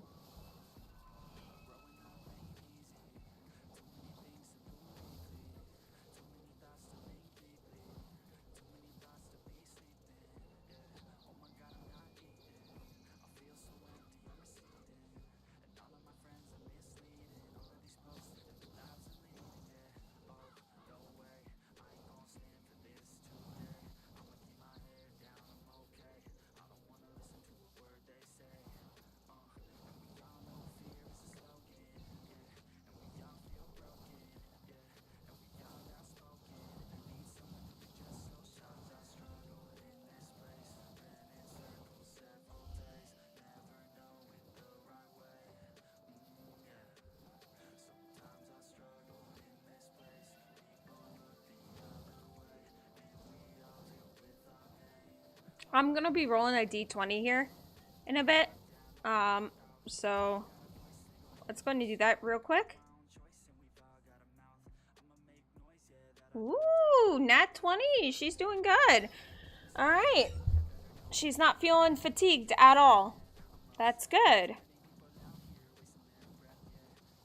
That is good. This means she can make it all the way to Valentine without feeling tired, and we'll roll again in Valentine for fatigueness and see if she is tired or not. But since it's a nat 20, yeah. Not a cat human, that's a fox. Foxes aren't part of the cat family. They are closely related to dogs. She's wearing a headdress. Headdresses were worn for ceremonial purposes and whatnot.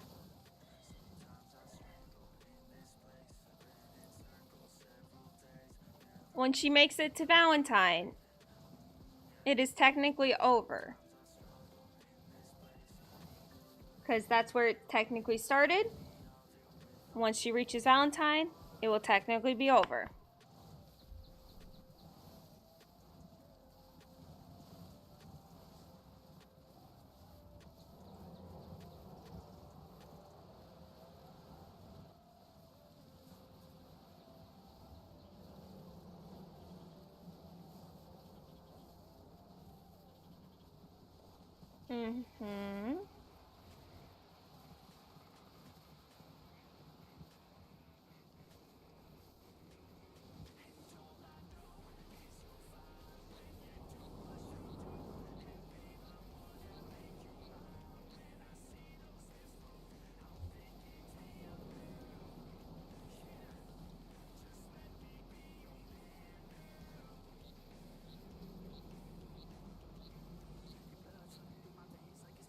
Glad you're doing good, Jeffrey.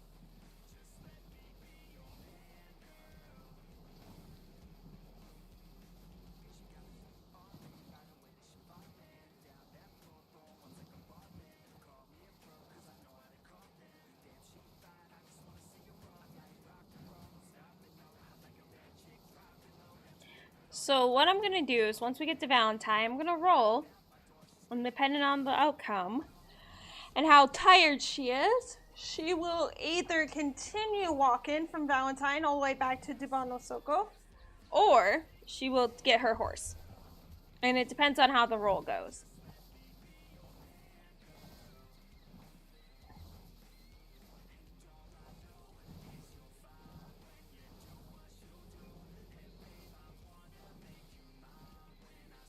Of course, the horse she will get and grab would be Hiawasi. Because her and Dream Chaser had, quite an ordeal. Okay, no problem, Wizzy. Have a good one. Dona dago ha'i till you and I meet again.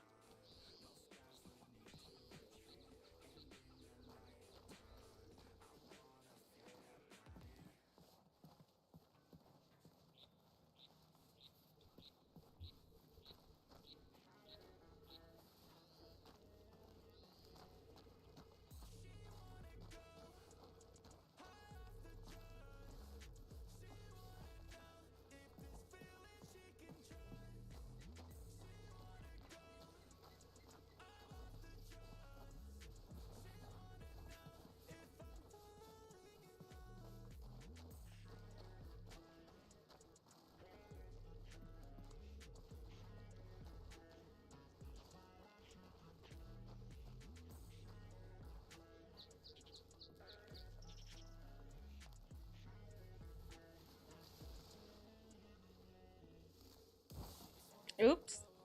Rock.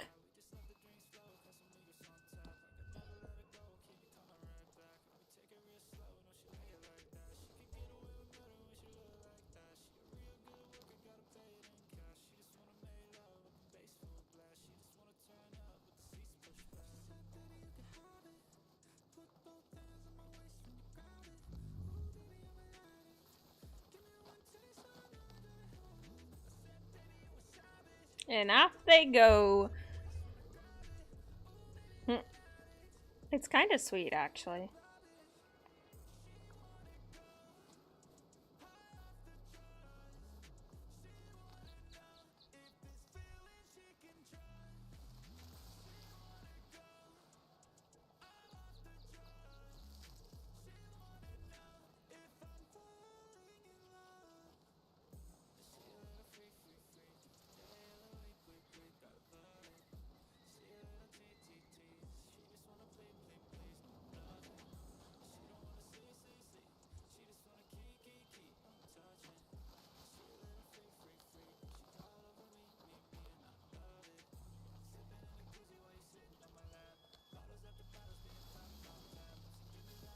Gosh, that bush is taller than she is.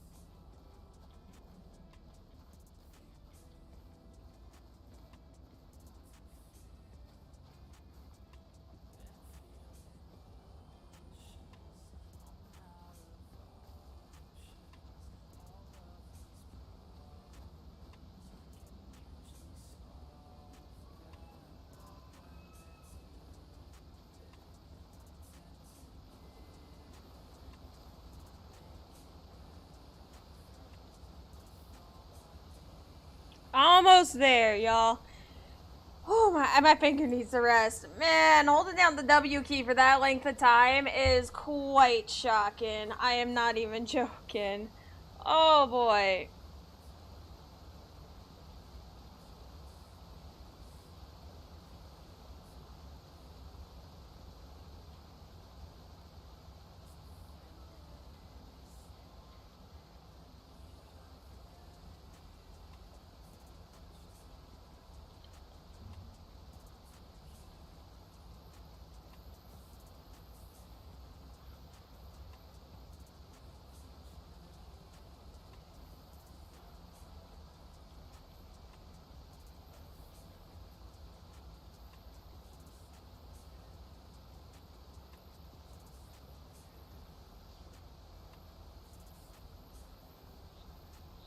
Jeez. Whew, I'm ready. Let's head into Valentine, y'all. Man, holding that W key down for such a long time. Mm-mm.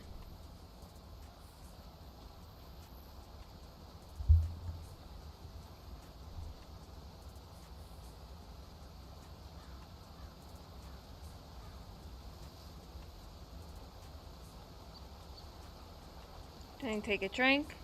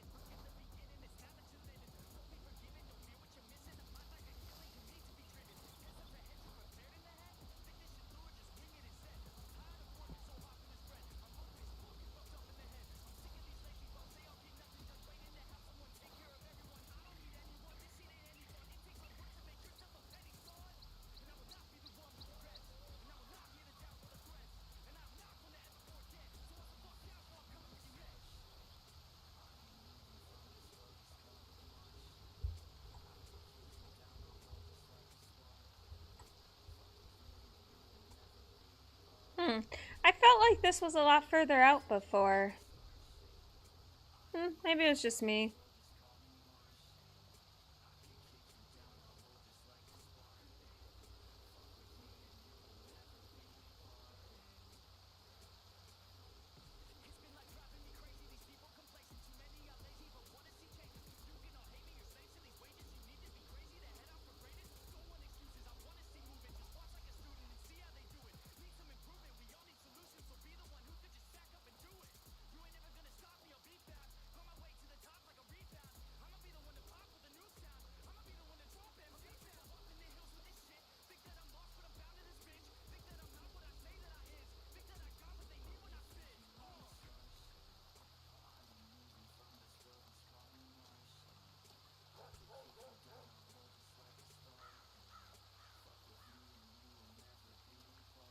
Where is the clothing place here? Okay, there it is. Oh, I had to double check because I don't really come into Valentine to change clothes that often. So, you know.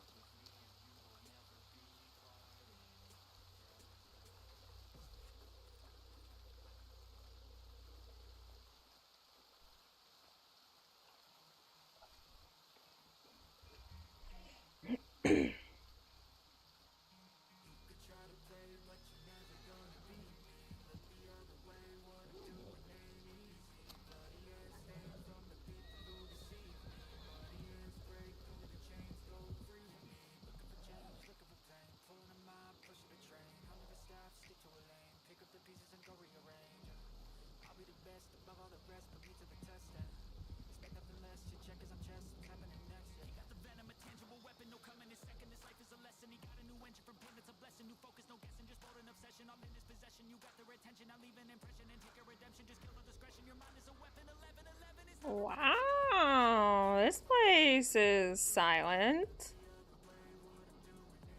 Okay.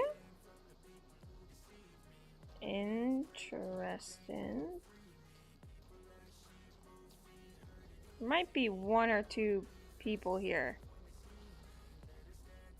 But that's interesting. I'm curious. What did those say? Quacklins was. Oh, okay.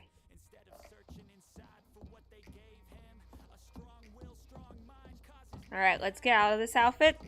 This outfit is no longer to be used.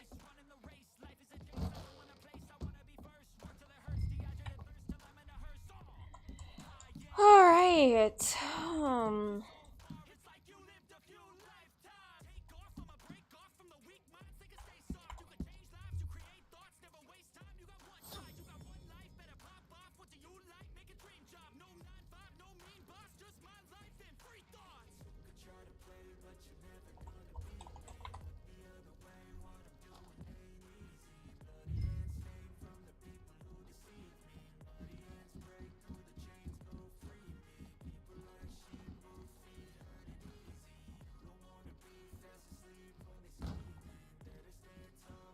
Alright, let's roll the die. Oh yeah, no, she's tired.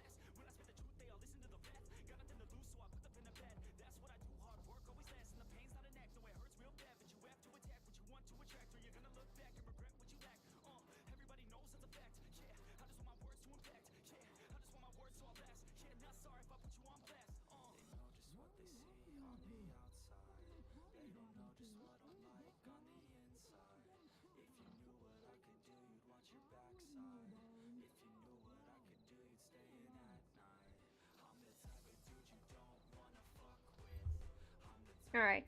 Let's get Hiawasi. Let's check our telegrams. And let's head on the fuck home.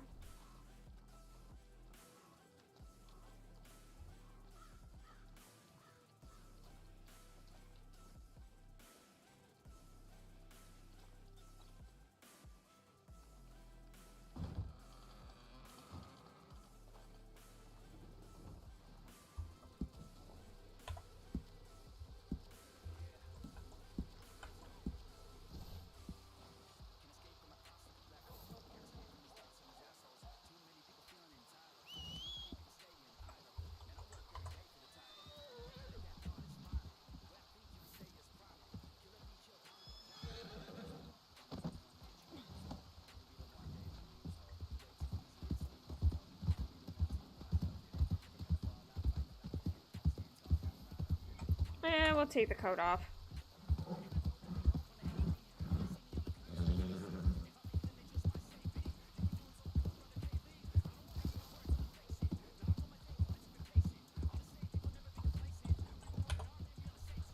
We have 56 cents. That should be enough.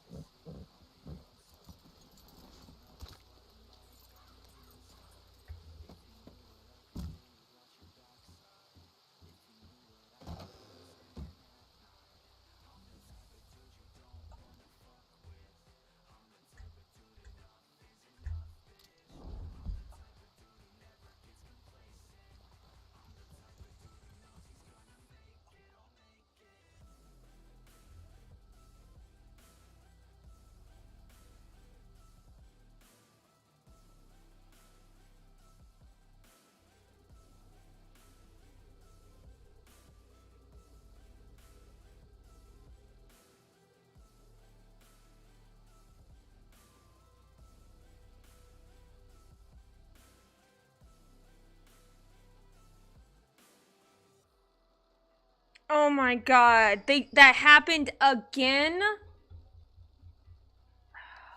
my god. Wow.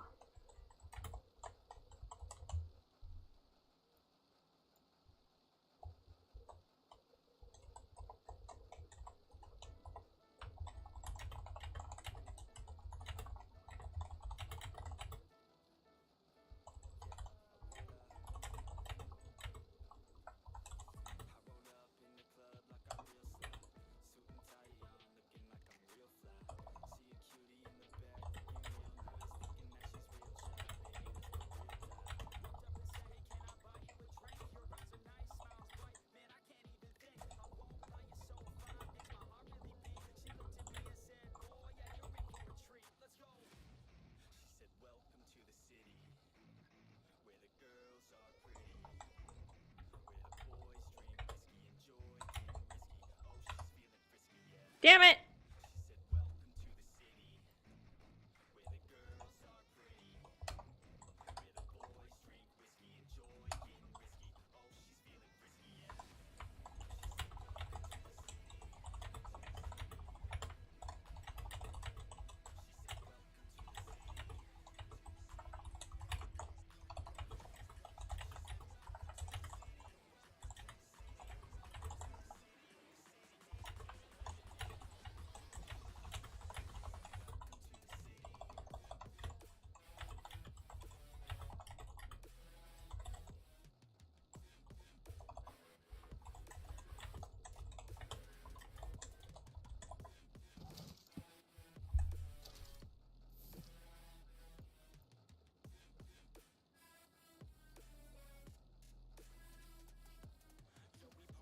When case.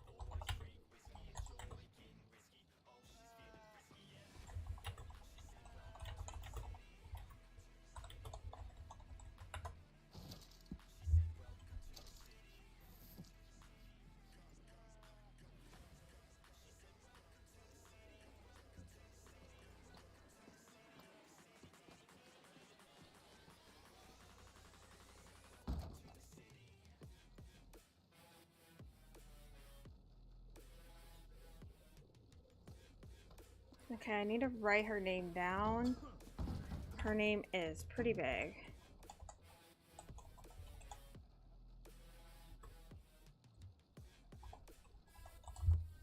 Gosh, that is a big freaking name.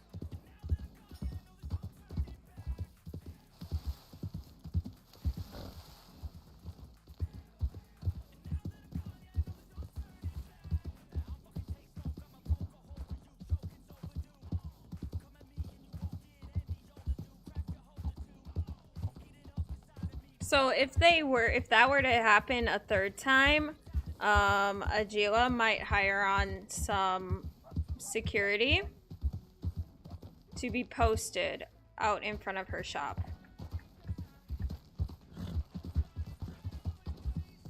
But she wants them to be inconspicuous.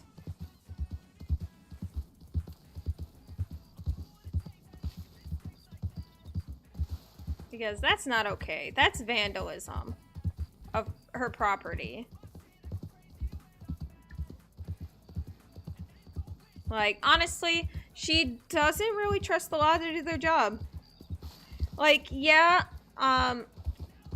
she considers Amory a pretty decent acquaintance, but she doesn't trust them to do their job. And that's the sad bit. So we'll see what happens, honestly.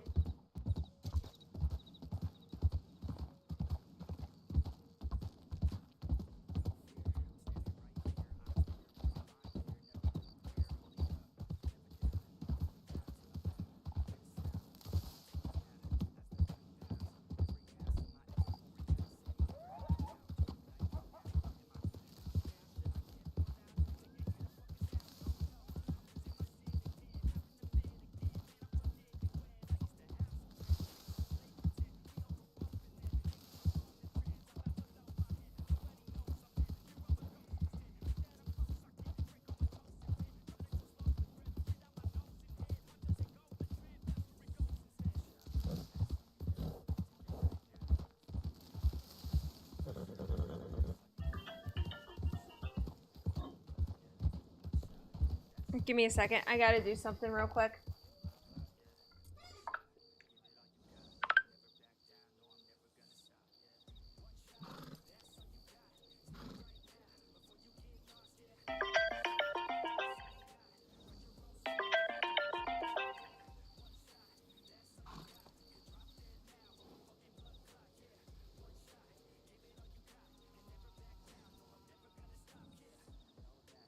It doesn't help that I can't that the power button's broken on this.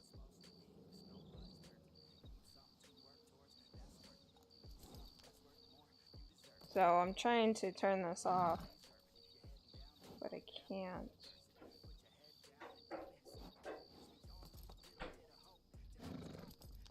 There it is.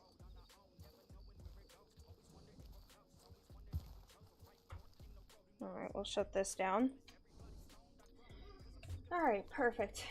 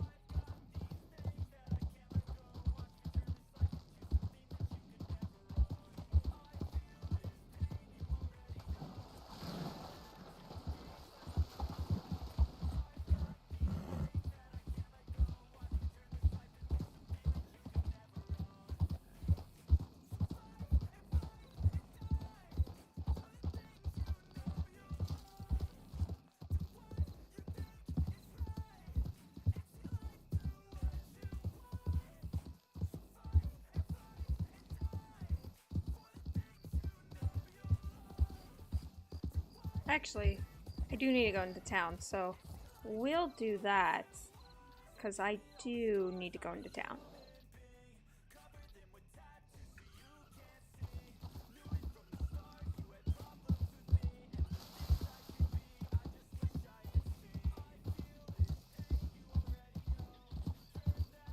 And that's only because I want to pull some cash out. I'm going to pull like $10 out of the bank.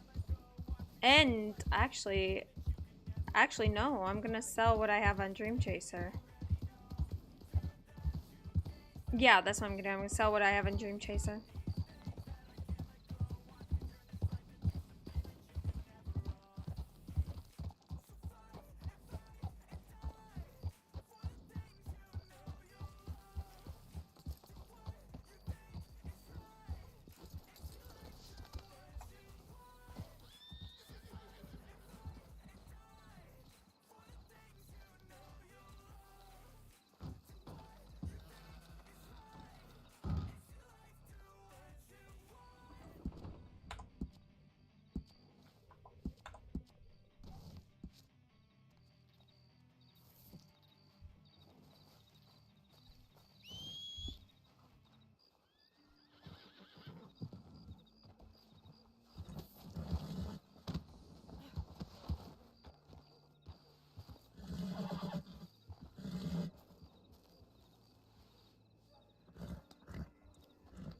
We'll probably ride her back home too.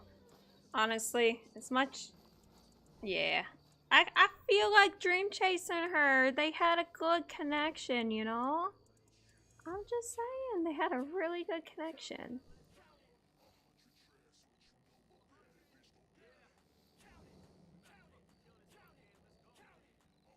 It's not because she has all the food and stuff on her. No, that has nothing to do with it.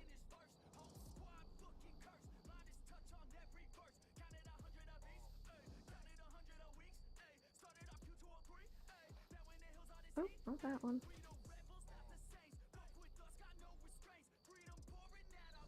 Oh, I can't hold anymore. Oh, shoot. Okay, hold on. Oh no. Okay. Unsell. I have buckskin. So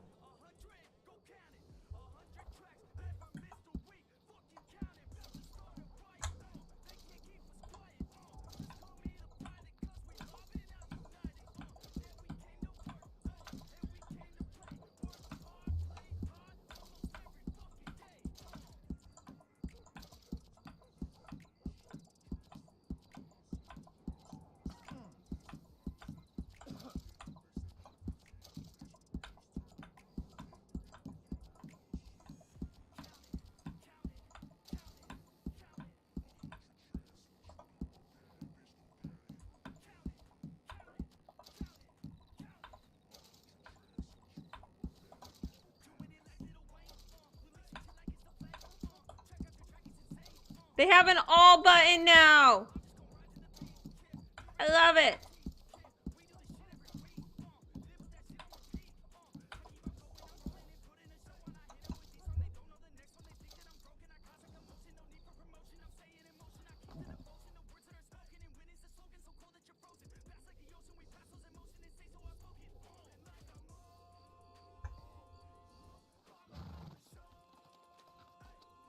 Y'all, they have an all button.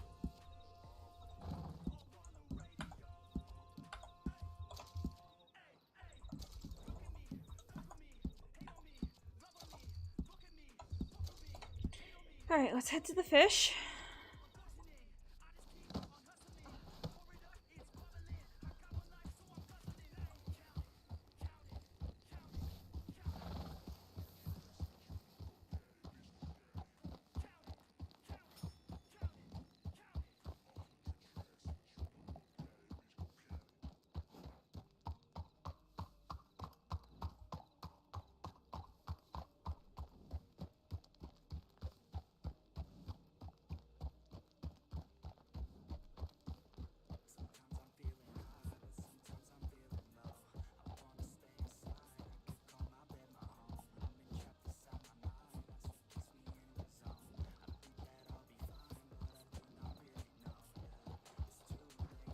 Hello.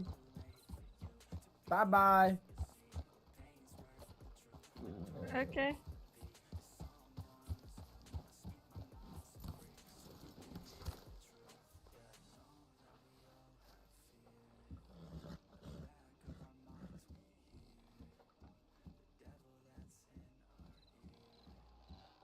Ah, see you, Anthony. How are you? Hey. How you doing?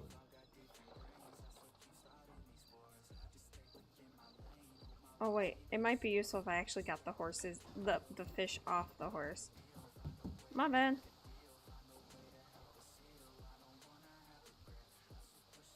It's like, you don't have any fish to sell. Like, yeah, I do. Bitch, it's on the horse. Oh shit, I'm a dummy.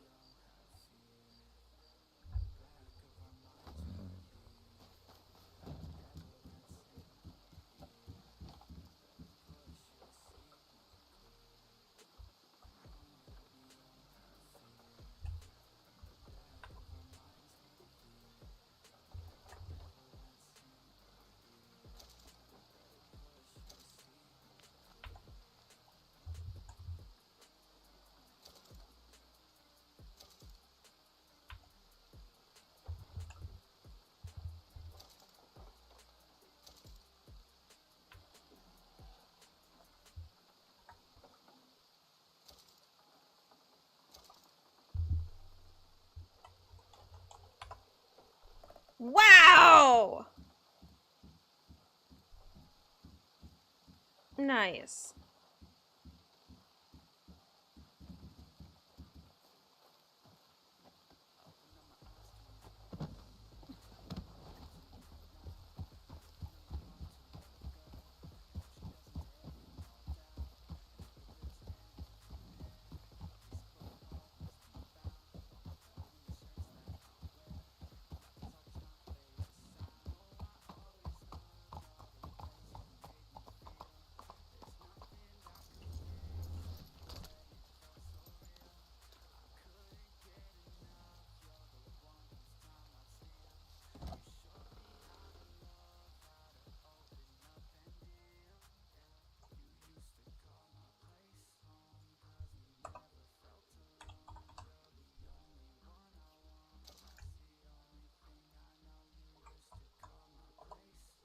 $10, just how I like it.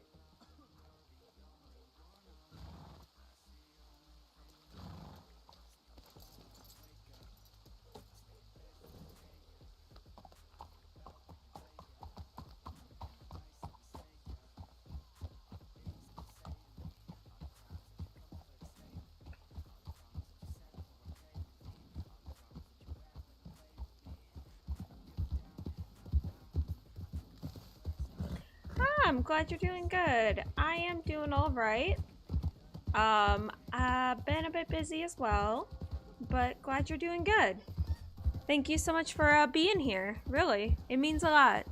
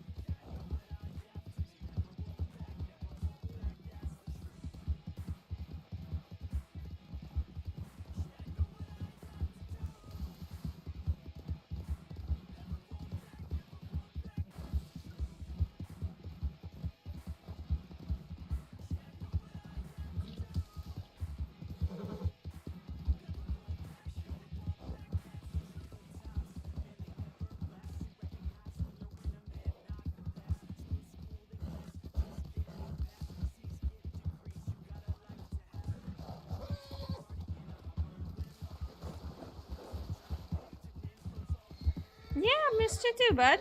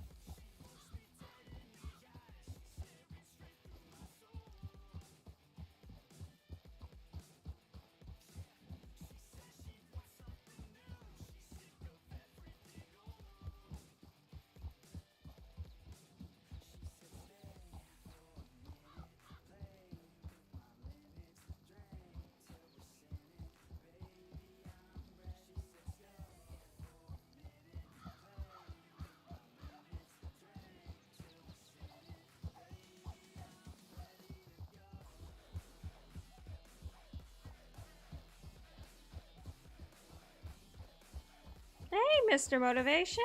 Nothing much. How are you?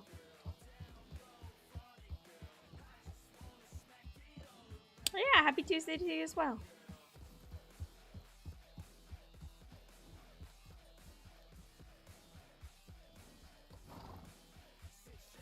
Right away.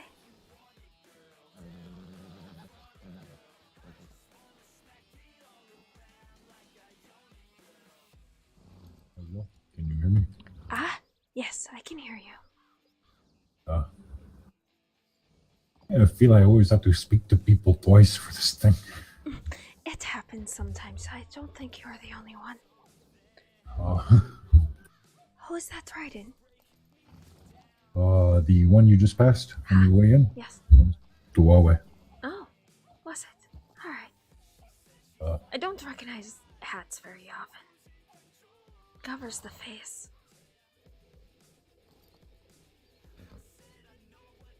Pretty good, actually. That is why I just stick to one or two hats. Make it recognizable.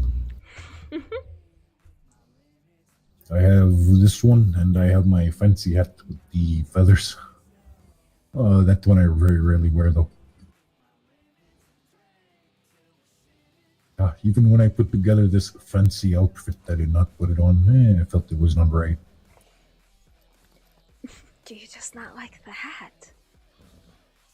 To be fair, I stole it from an Indian inspector. It is more of a prize than something I enjoy wearing. You know? Ah, I see. Something you'll hang up, not necessarily wear. I get it. Every once in a while I will put this on, but it's very tall. It makes it hard to walk through doors. I bet. Is anyone else awake besides you and Tawe? Anyone else? Cricket, but she is up in the snow for a few days at least.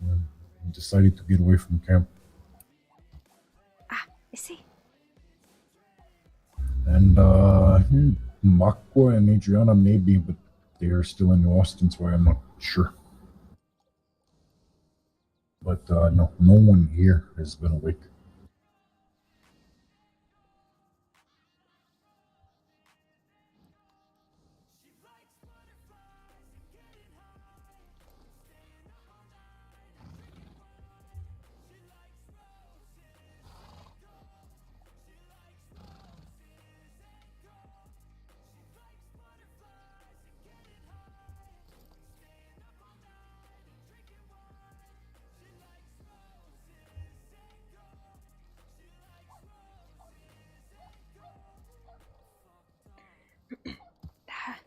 I have someone who is vandalizing my shop.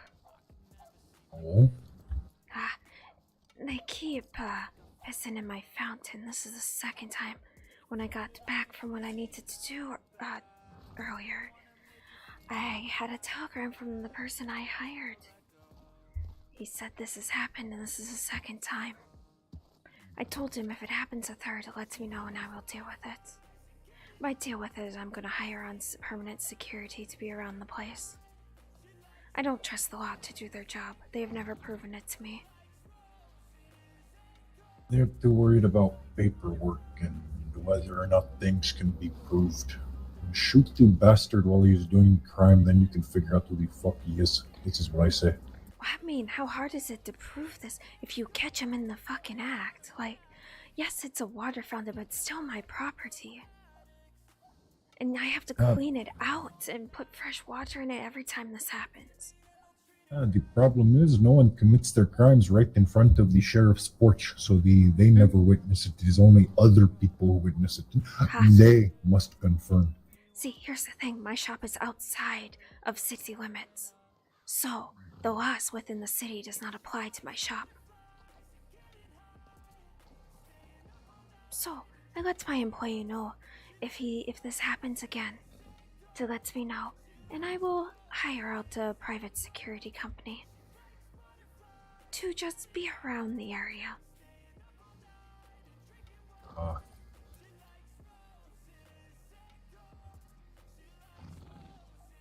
Like I said, it is easy enough for me to do such because my shop technically is not restricted by the laws of the city. It's strange that someone would target a flower shop, though. Like, wow, what could have happened? Did could they be a not have the drunkard. right color roses? I am not sure. Like, at first, when it first happened, I just thought, okay, maybe someone was just really drunk, and they stumbled and... Okay, but the fact that it happened again... That is not a coincidence in my books. If it keeps happening, then this is on That purpose. is targeted, yes. If it happens a third time, it is targeted.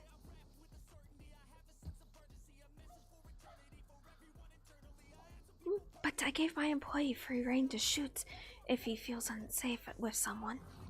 So... And I told him if he gets in trouble for it, I will deal with it.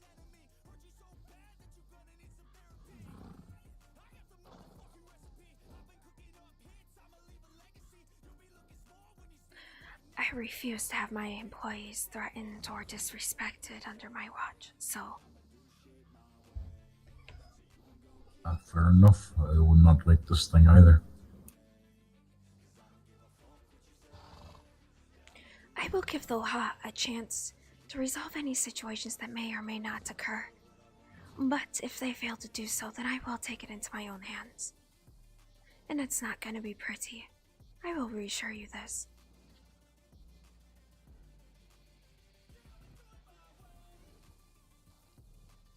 If you think I can disappear now, wait till I actually fucking try to.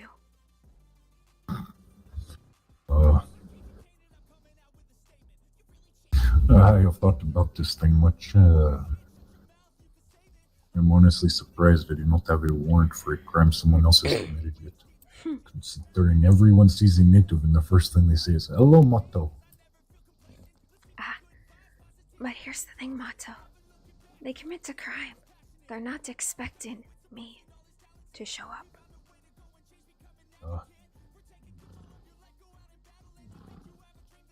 Yes, I shouldn't rely on their ignorance and assumptions of myself. But at the same time, I can utilize that if it proves to be the case. This would be a funny thing. Marshals would come to us and go, someone has been scalped in Saint Denis. The one of you who has done this thing, please turn yourself in. And Atsila comes walking into the sheriff's office. They will be like, no, the real one who did it, please. And then I just pull out the scalp. Like I said, that is only if my employees face danger. My shop continues to be vandalized, and the law does nothing about it. If that is the case, you bet I will be holding up in that area, in the chateaus, waiting. For as long as it takes.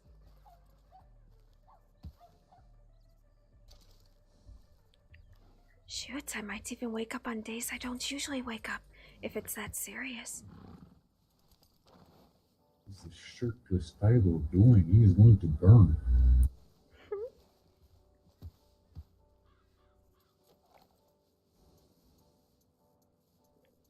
He is trying very hard to avoid our gaze and not doing a good job at it. He is doing a very poor job at it. He would have a better chance if he went a bit further out, and possibly on foot. But you know. He was sitting over by the camp there to the right, just watching us for a time.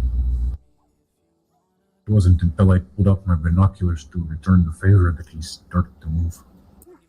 At this point, I think we should charge for admission if they continue to do this. Because if we're going to be a spectacle, we might as well get fucking paid. I will talk to Cuddles, find out what the carnival circus, the charges that she comes from. Yeah, this will be a good place to start. Yes, might as well charge him.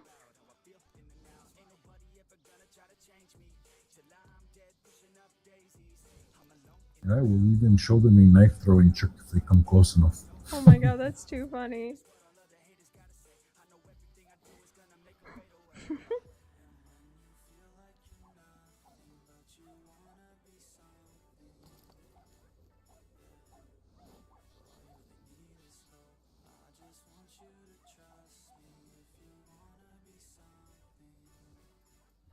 Yeah, drink of water.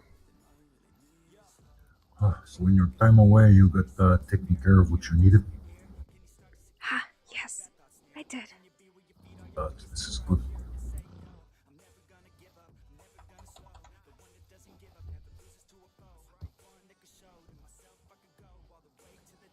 It was quite the spectacle in Blackwater yesterday.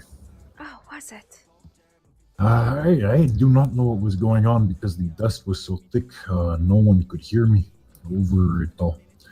But it was interesting. Doctors yelling at constables, lawmen yelling at constables, constables yelling at everyone. Some sort of argument.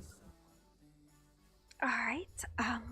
I believe I heard Freeman tell constables, how about you get the hell back to New Austin? Stay the fuck out to West Elizabeth.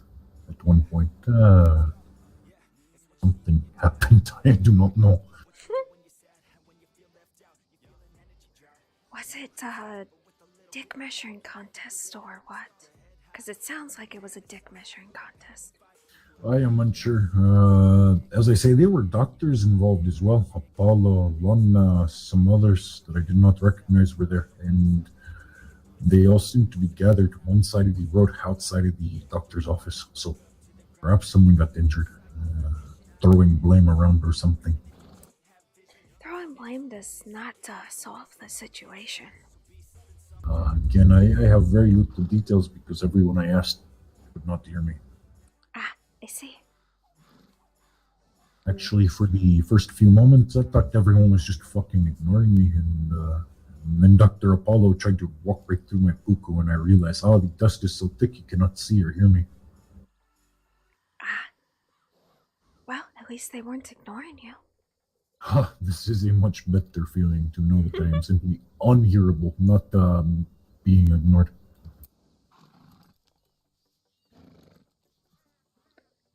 So, besides that, how are things with you? Well enough. It has been quiet. That is good. Yeah, to an extent. Bit bored, I suppose. It is hard to go anywhere and do anything safely. I'm alone, you know. I've spent more time these past few days with Blackbird, Diana, listening to others than I have with people on the band. It's just strange. I see. I do have something to share that did happen when I was away. I set up my TP and fire, because I was gonna be there for a while. And Kichi showed up. Kichi. Yes? Were you set up in the Roanoke? No, he was just in the area to do hunting, where I was at. I see. But we did have a good conversation. He wishes to seek audience with Paripo and the council. Hear me out, I hope it is for a good thing. It is. He wishes no ill will. To anyone but me, he wishes no ill will. His feelings towards me have been shared quite openly with Flying Eagle. Here's the thing, we have discussed, that is one thing we discussed. He did not understand He is the young. position, yes. And he is full of anger. He is full of hatred. What I discussed with him, I told him that it is understandable that you wish to fight, and I explained to him that that is just not feasible in the time that we live in, considering if we do fight, there will always be more of them, and at this point, it's preservation. The look on his face told me everything I needed to know. I struck something. Wait, when I so said he that. is angry and he wishes to fight who? Taibo. And yet he joins Taibo Outlaws. I don't Tells me- understand it either. is But angry at me for abandoning our people. At least I have joined native peoples, and I have not forgotten. I think the reason, and I could be wrong, so don't take this as facts, okay? Oh, of But course. I think the reasoning behind that is because he saw them as warriors, as fighters, in a sense. He did not understand the position of where Paraibo is coming from, of what he does and what he says and actions that is being taken. I did not speak thoroughly on this matter, but I spoke based on what I was told from past stories from Paraibo himself, in that he told everyone, but I didn't go into detail. I did tell him that if he wishes to seek audience, I will be more than happy to escort him to this, since he did confide in me on that. However, I did make him aware, because of his affiliations, he may not get the answers that he wants to hear or needs to hear or answers at all. And he said he understands this. But Mato, I honestly think he is just lost. I know he is lost. See, this is the thing. And I think he is trying, but he doesn't know where to start.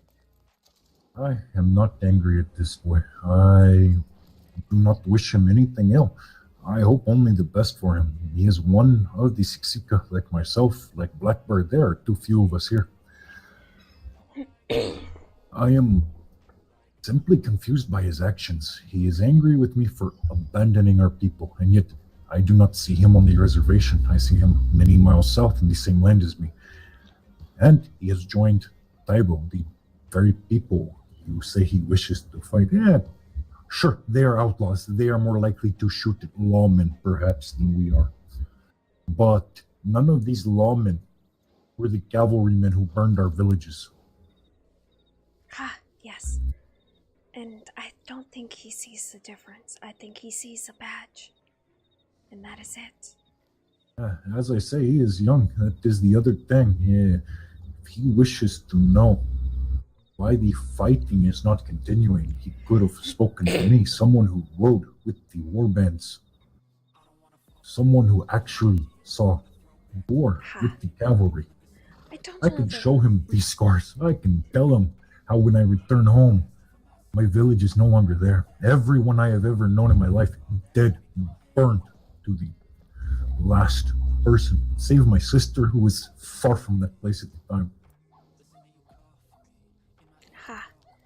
I don't know the reason why he approached me and brought the concerns and we had the discussion, and not you. I don't know his reasoning. And that is not my place to know. But yeah, it does not speak to me. He only ever watches and follows from afar when I see him. It could be that he is young and he is afraid. Not necessarily afraid of you, but afraid of confronting things he wishes he doesn't want to, confronting things he did he wishes he didn't do, that type of thing. Like I said, this is all speculations based on the conversations I did have with him. And it was a few, not just at the place where I put camp the other day, but before that as well. Apparently, he speaks often with many of the people.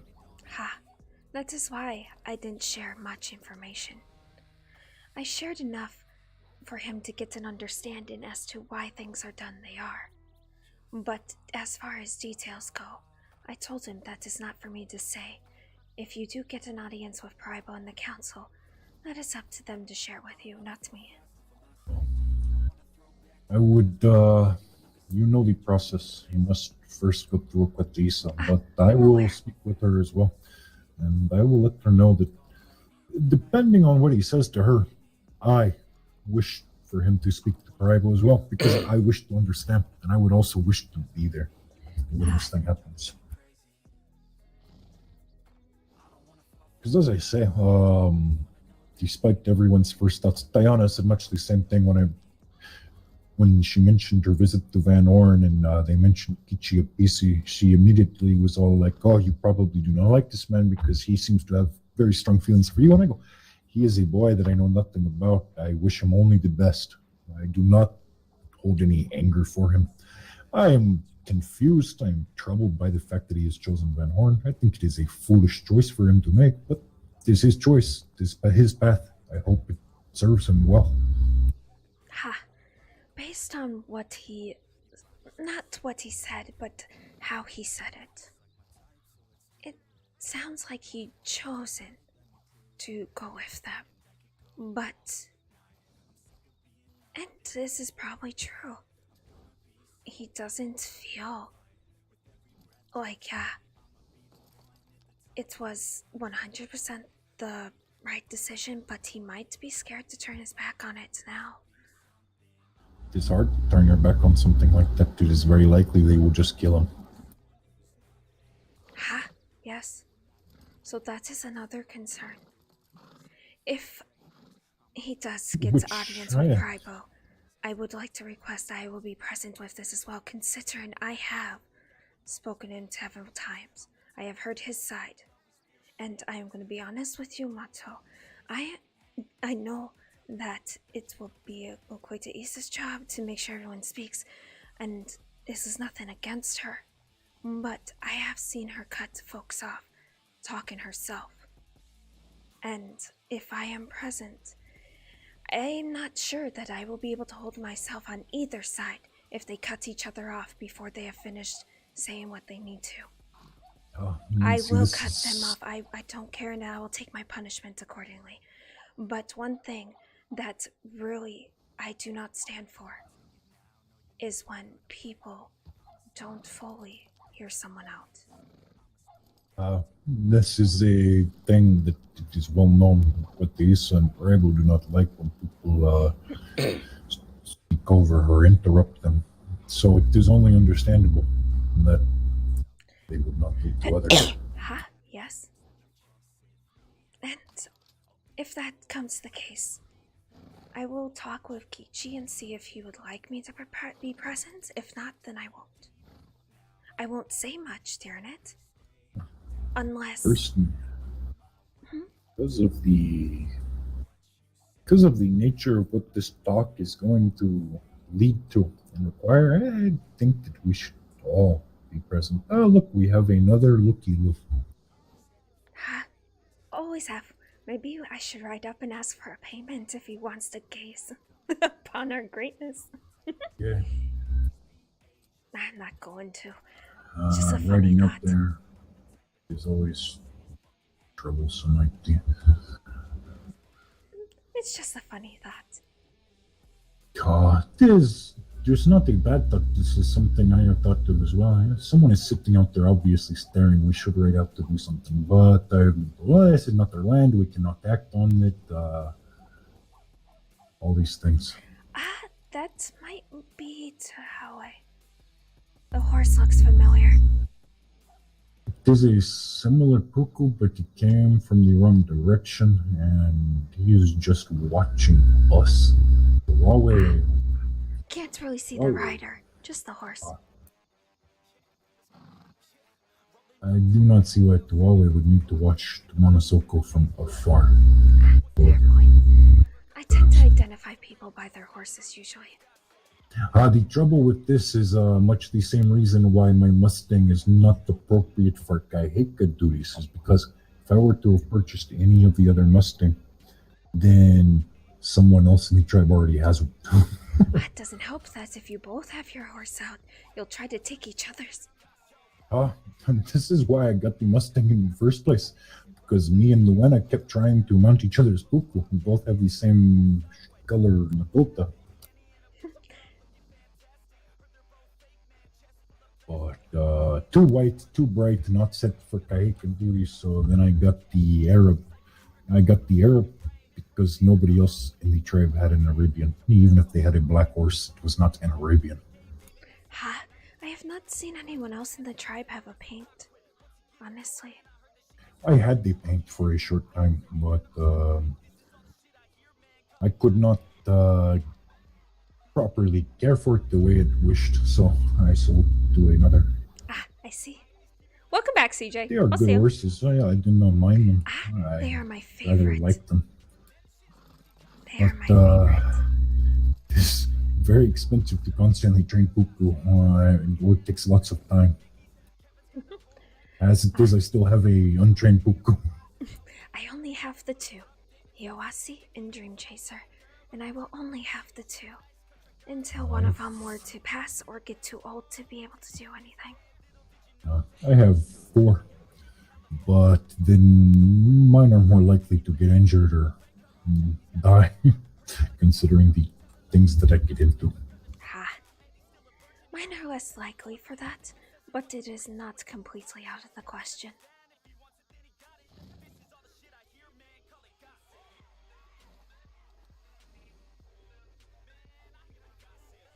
I believe that is a Dr. Apollo on one of those horses. There must be trouble in New Austin. It is possible.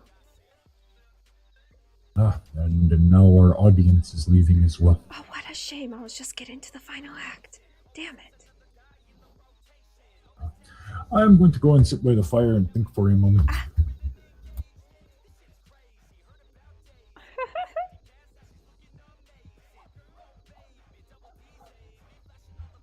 Oh my god. Oh, it's been a day. Y'all, it's been a day. I am being honest here. It's been a day.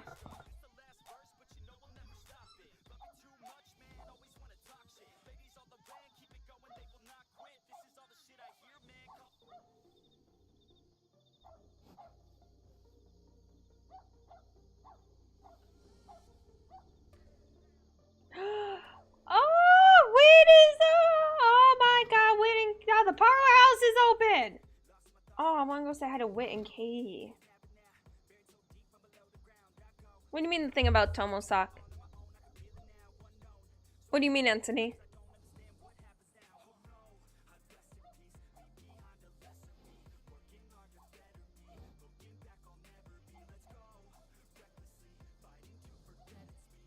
What about Tomosak? I'm not quite sure what you're referring to.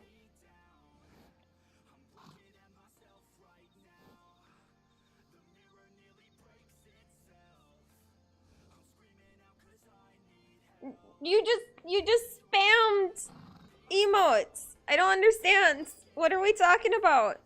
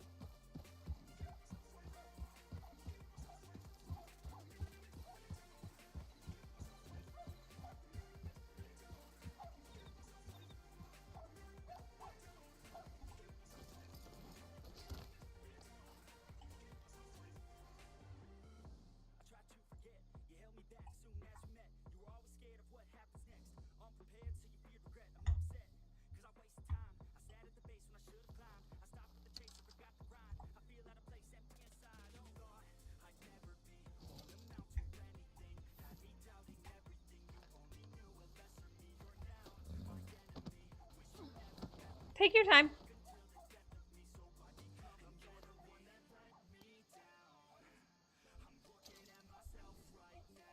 What thing between us? You talking about the thing that council has decided upon? That's all in roleplay, hun. That's all in roleplay.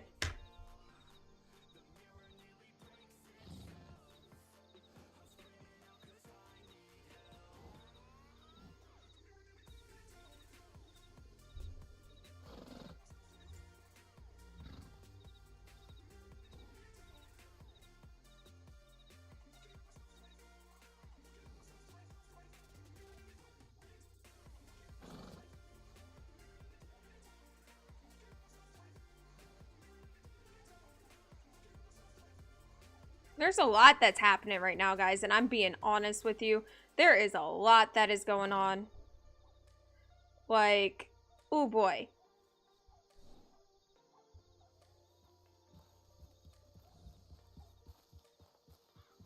I do need to send a telegram to Kichi.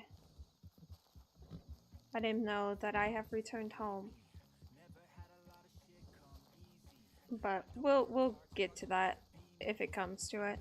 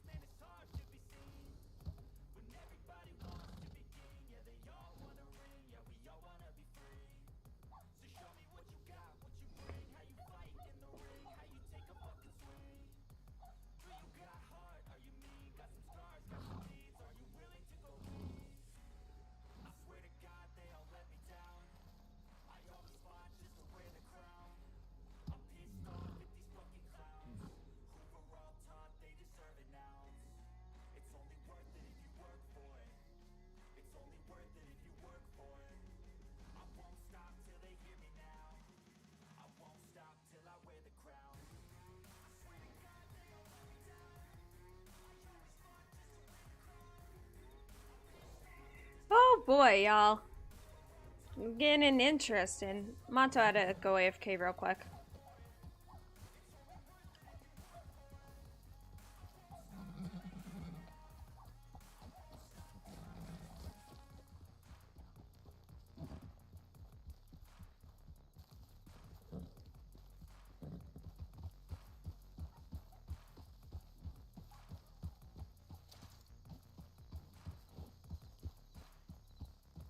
Get who?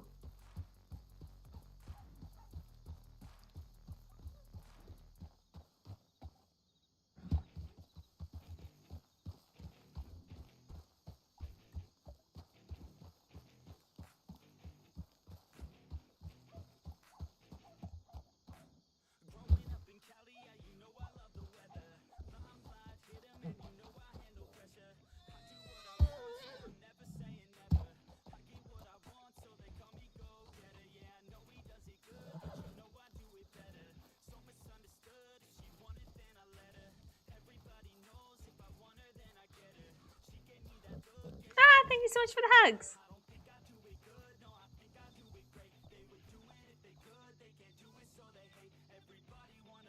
I think Mato is woken up from his nap.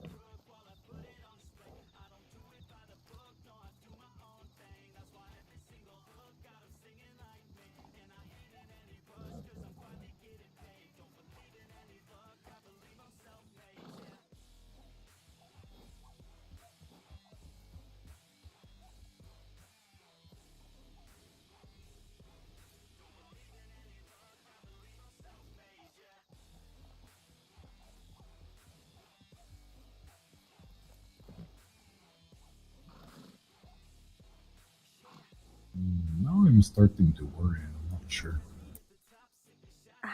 About? The Wally said he would be back in about a half hour, and I mean, he rode through the camp on his way to the telegrams when you came in, but not returned since then. And he did not, truthfully return that time. He just kind of passed through. Curious.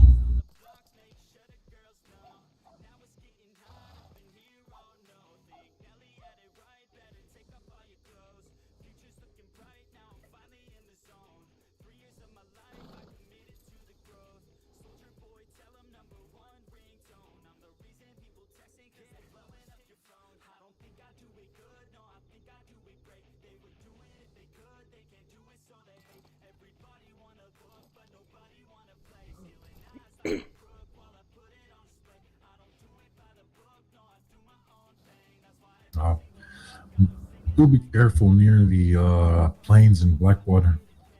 Oh, Apparently, the robbers have been quite active again. Blackbird was shot the other day. yes, I was there for that. Yes, oh, that's right, because Coulter's Ranch also got hit. We were concerned for them. I believe from talking to them, this is actually why Blackbird got shot, was he saw them enter the ranch and became concerned for Horsehair. Went to investigate and they chased him off shooting.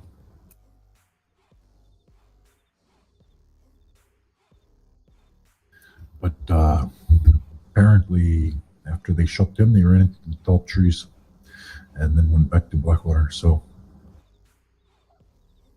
who knows? They are at the very least active again.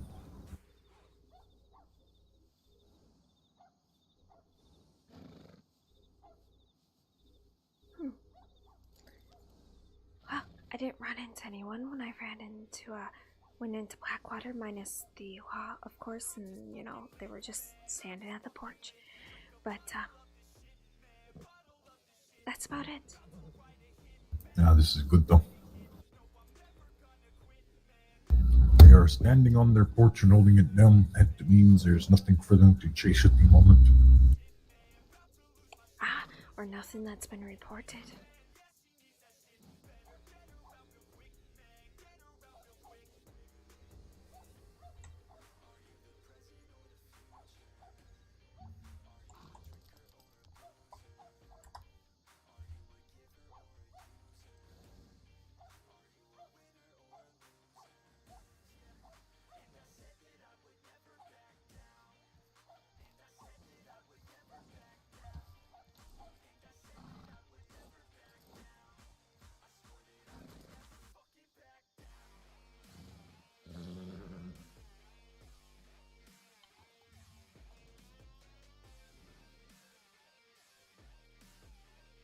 Believe it or not, I have actually been considering talking to Freeman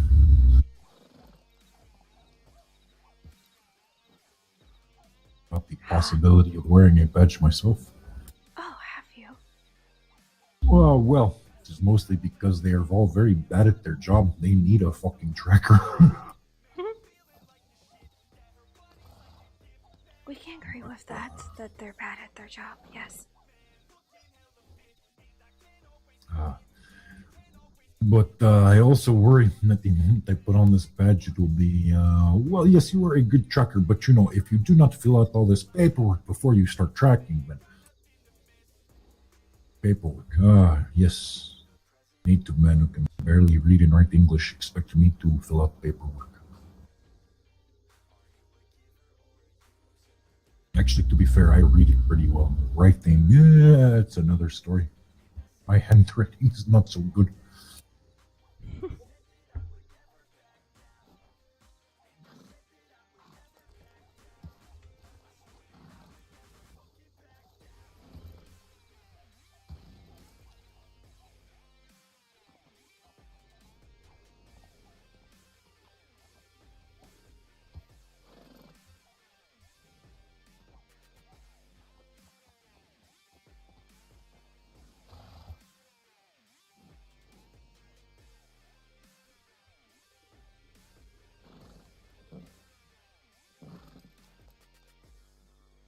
But then there's also the trouble that, at least according to the way we've heard us always speak of it, if this were to happen, and I were to carry one of these badges, and I were to enter to Bonosoko, and let's say Tomosak has done something stupid to get a warrant on his head, I would be obligated to bring him in because I have seen him.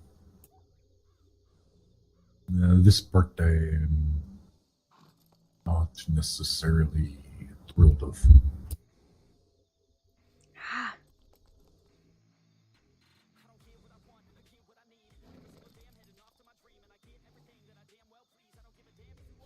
I can understand that.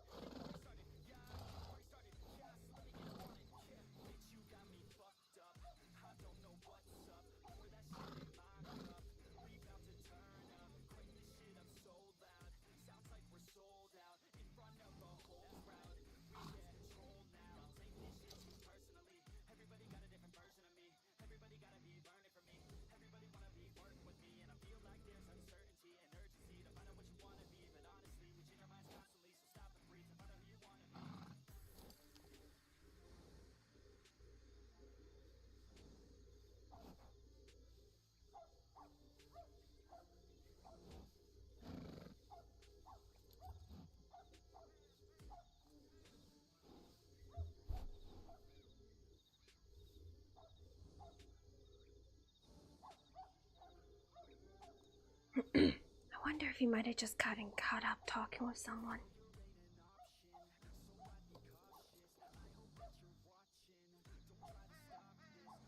I do not see a spook with the fort, so...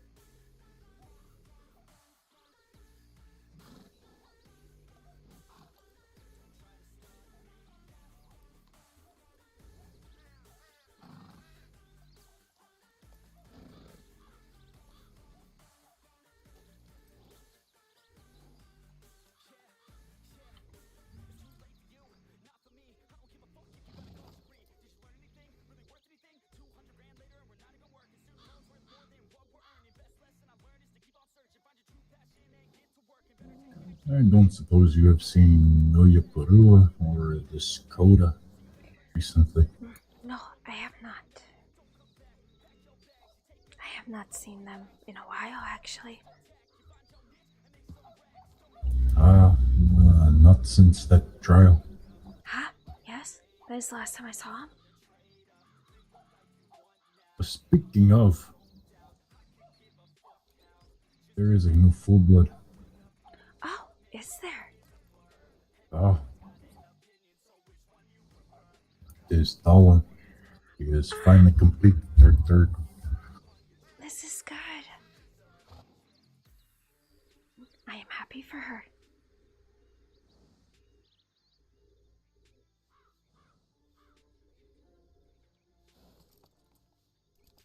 Is a good thing. Hopefully it will help her. She was starting to feel down about this thing. I thought that she was a failure or something.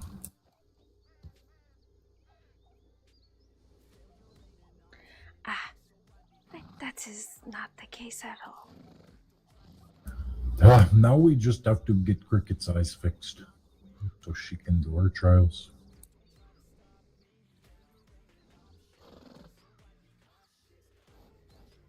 Is that what's holding her back? Well, what is holding her back is that she has been told until her eyes are fixed, she is not going to get a trial. Because, and I am not in disagreement with this, puts her at risk if she cannot see as well as she should. Huh. But this has been troubling her. She shared with me this was part of the reason she did not wish people to know she was having troubles with her eyes.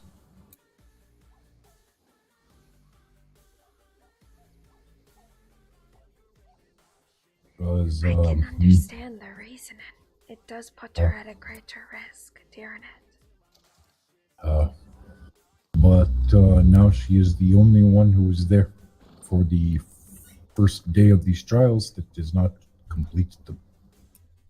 I'm just starting to get to her. Perhaps this is why she's taken a few days to go north by herself. That it is possible. But at the same time, there's a good chance that her eyes won't get better, Mato. Yeah, she has finally found a doctor to tell her what is wrong with them. Oh, really? I forget what she called them, but apparently in her eyes there is a hardness that gets cloudier and cloudier with time. And the only option is to remove it by surgery. The cloudiness or the eye? The cloudiness which is within the eye. Ah, I see. And from the way I understand it, if she does this surgery, she will either heal or she will be blind. But if she does not do this surgery, then over time, she will be blind. I see.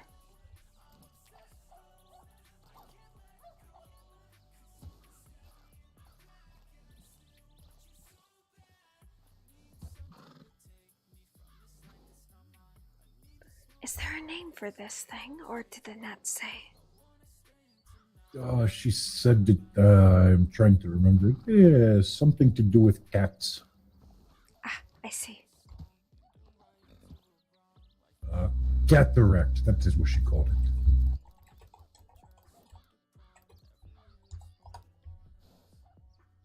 Why you would wreck a cat, I do not know. I don't think that's what that means, Mato.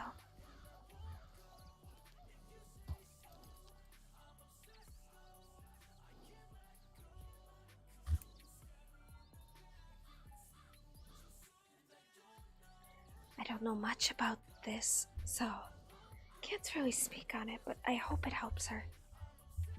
I have known many people whose eyes have grown cloudy, lost their sight over the years. Perhaps this is why. But we did not have a name for it. It was just going blind. Ha. My mother's uncle was a blind man. Although that just did not stop him from using his rifle.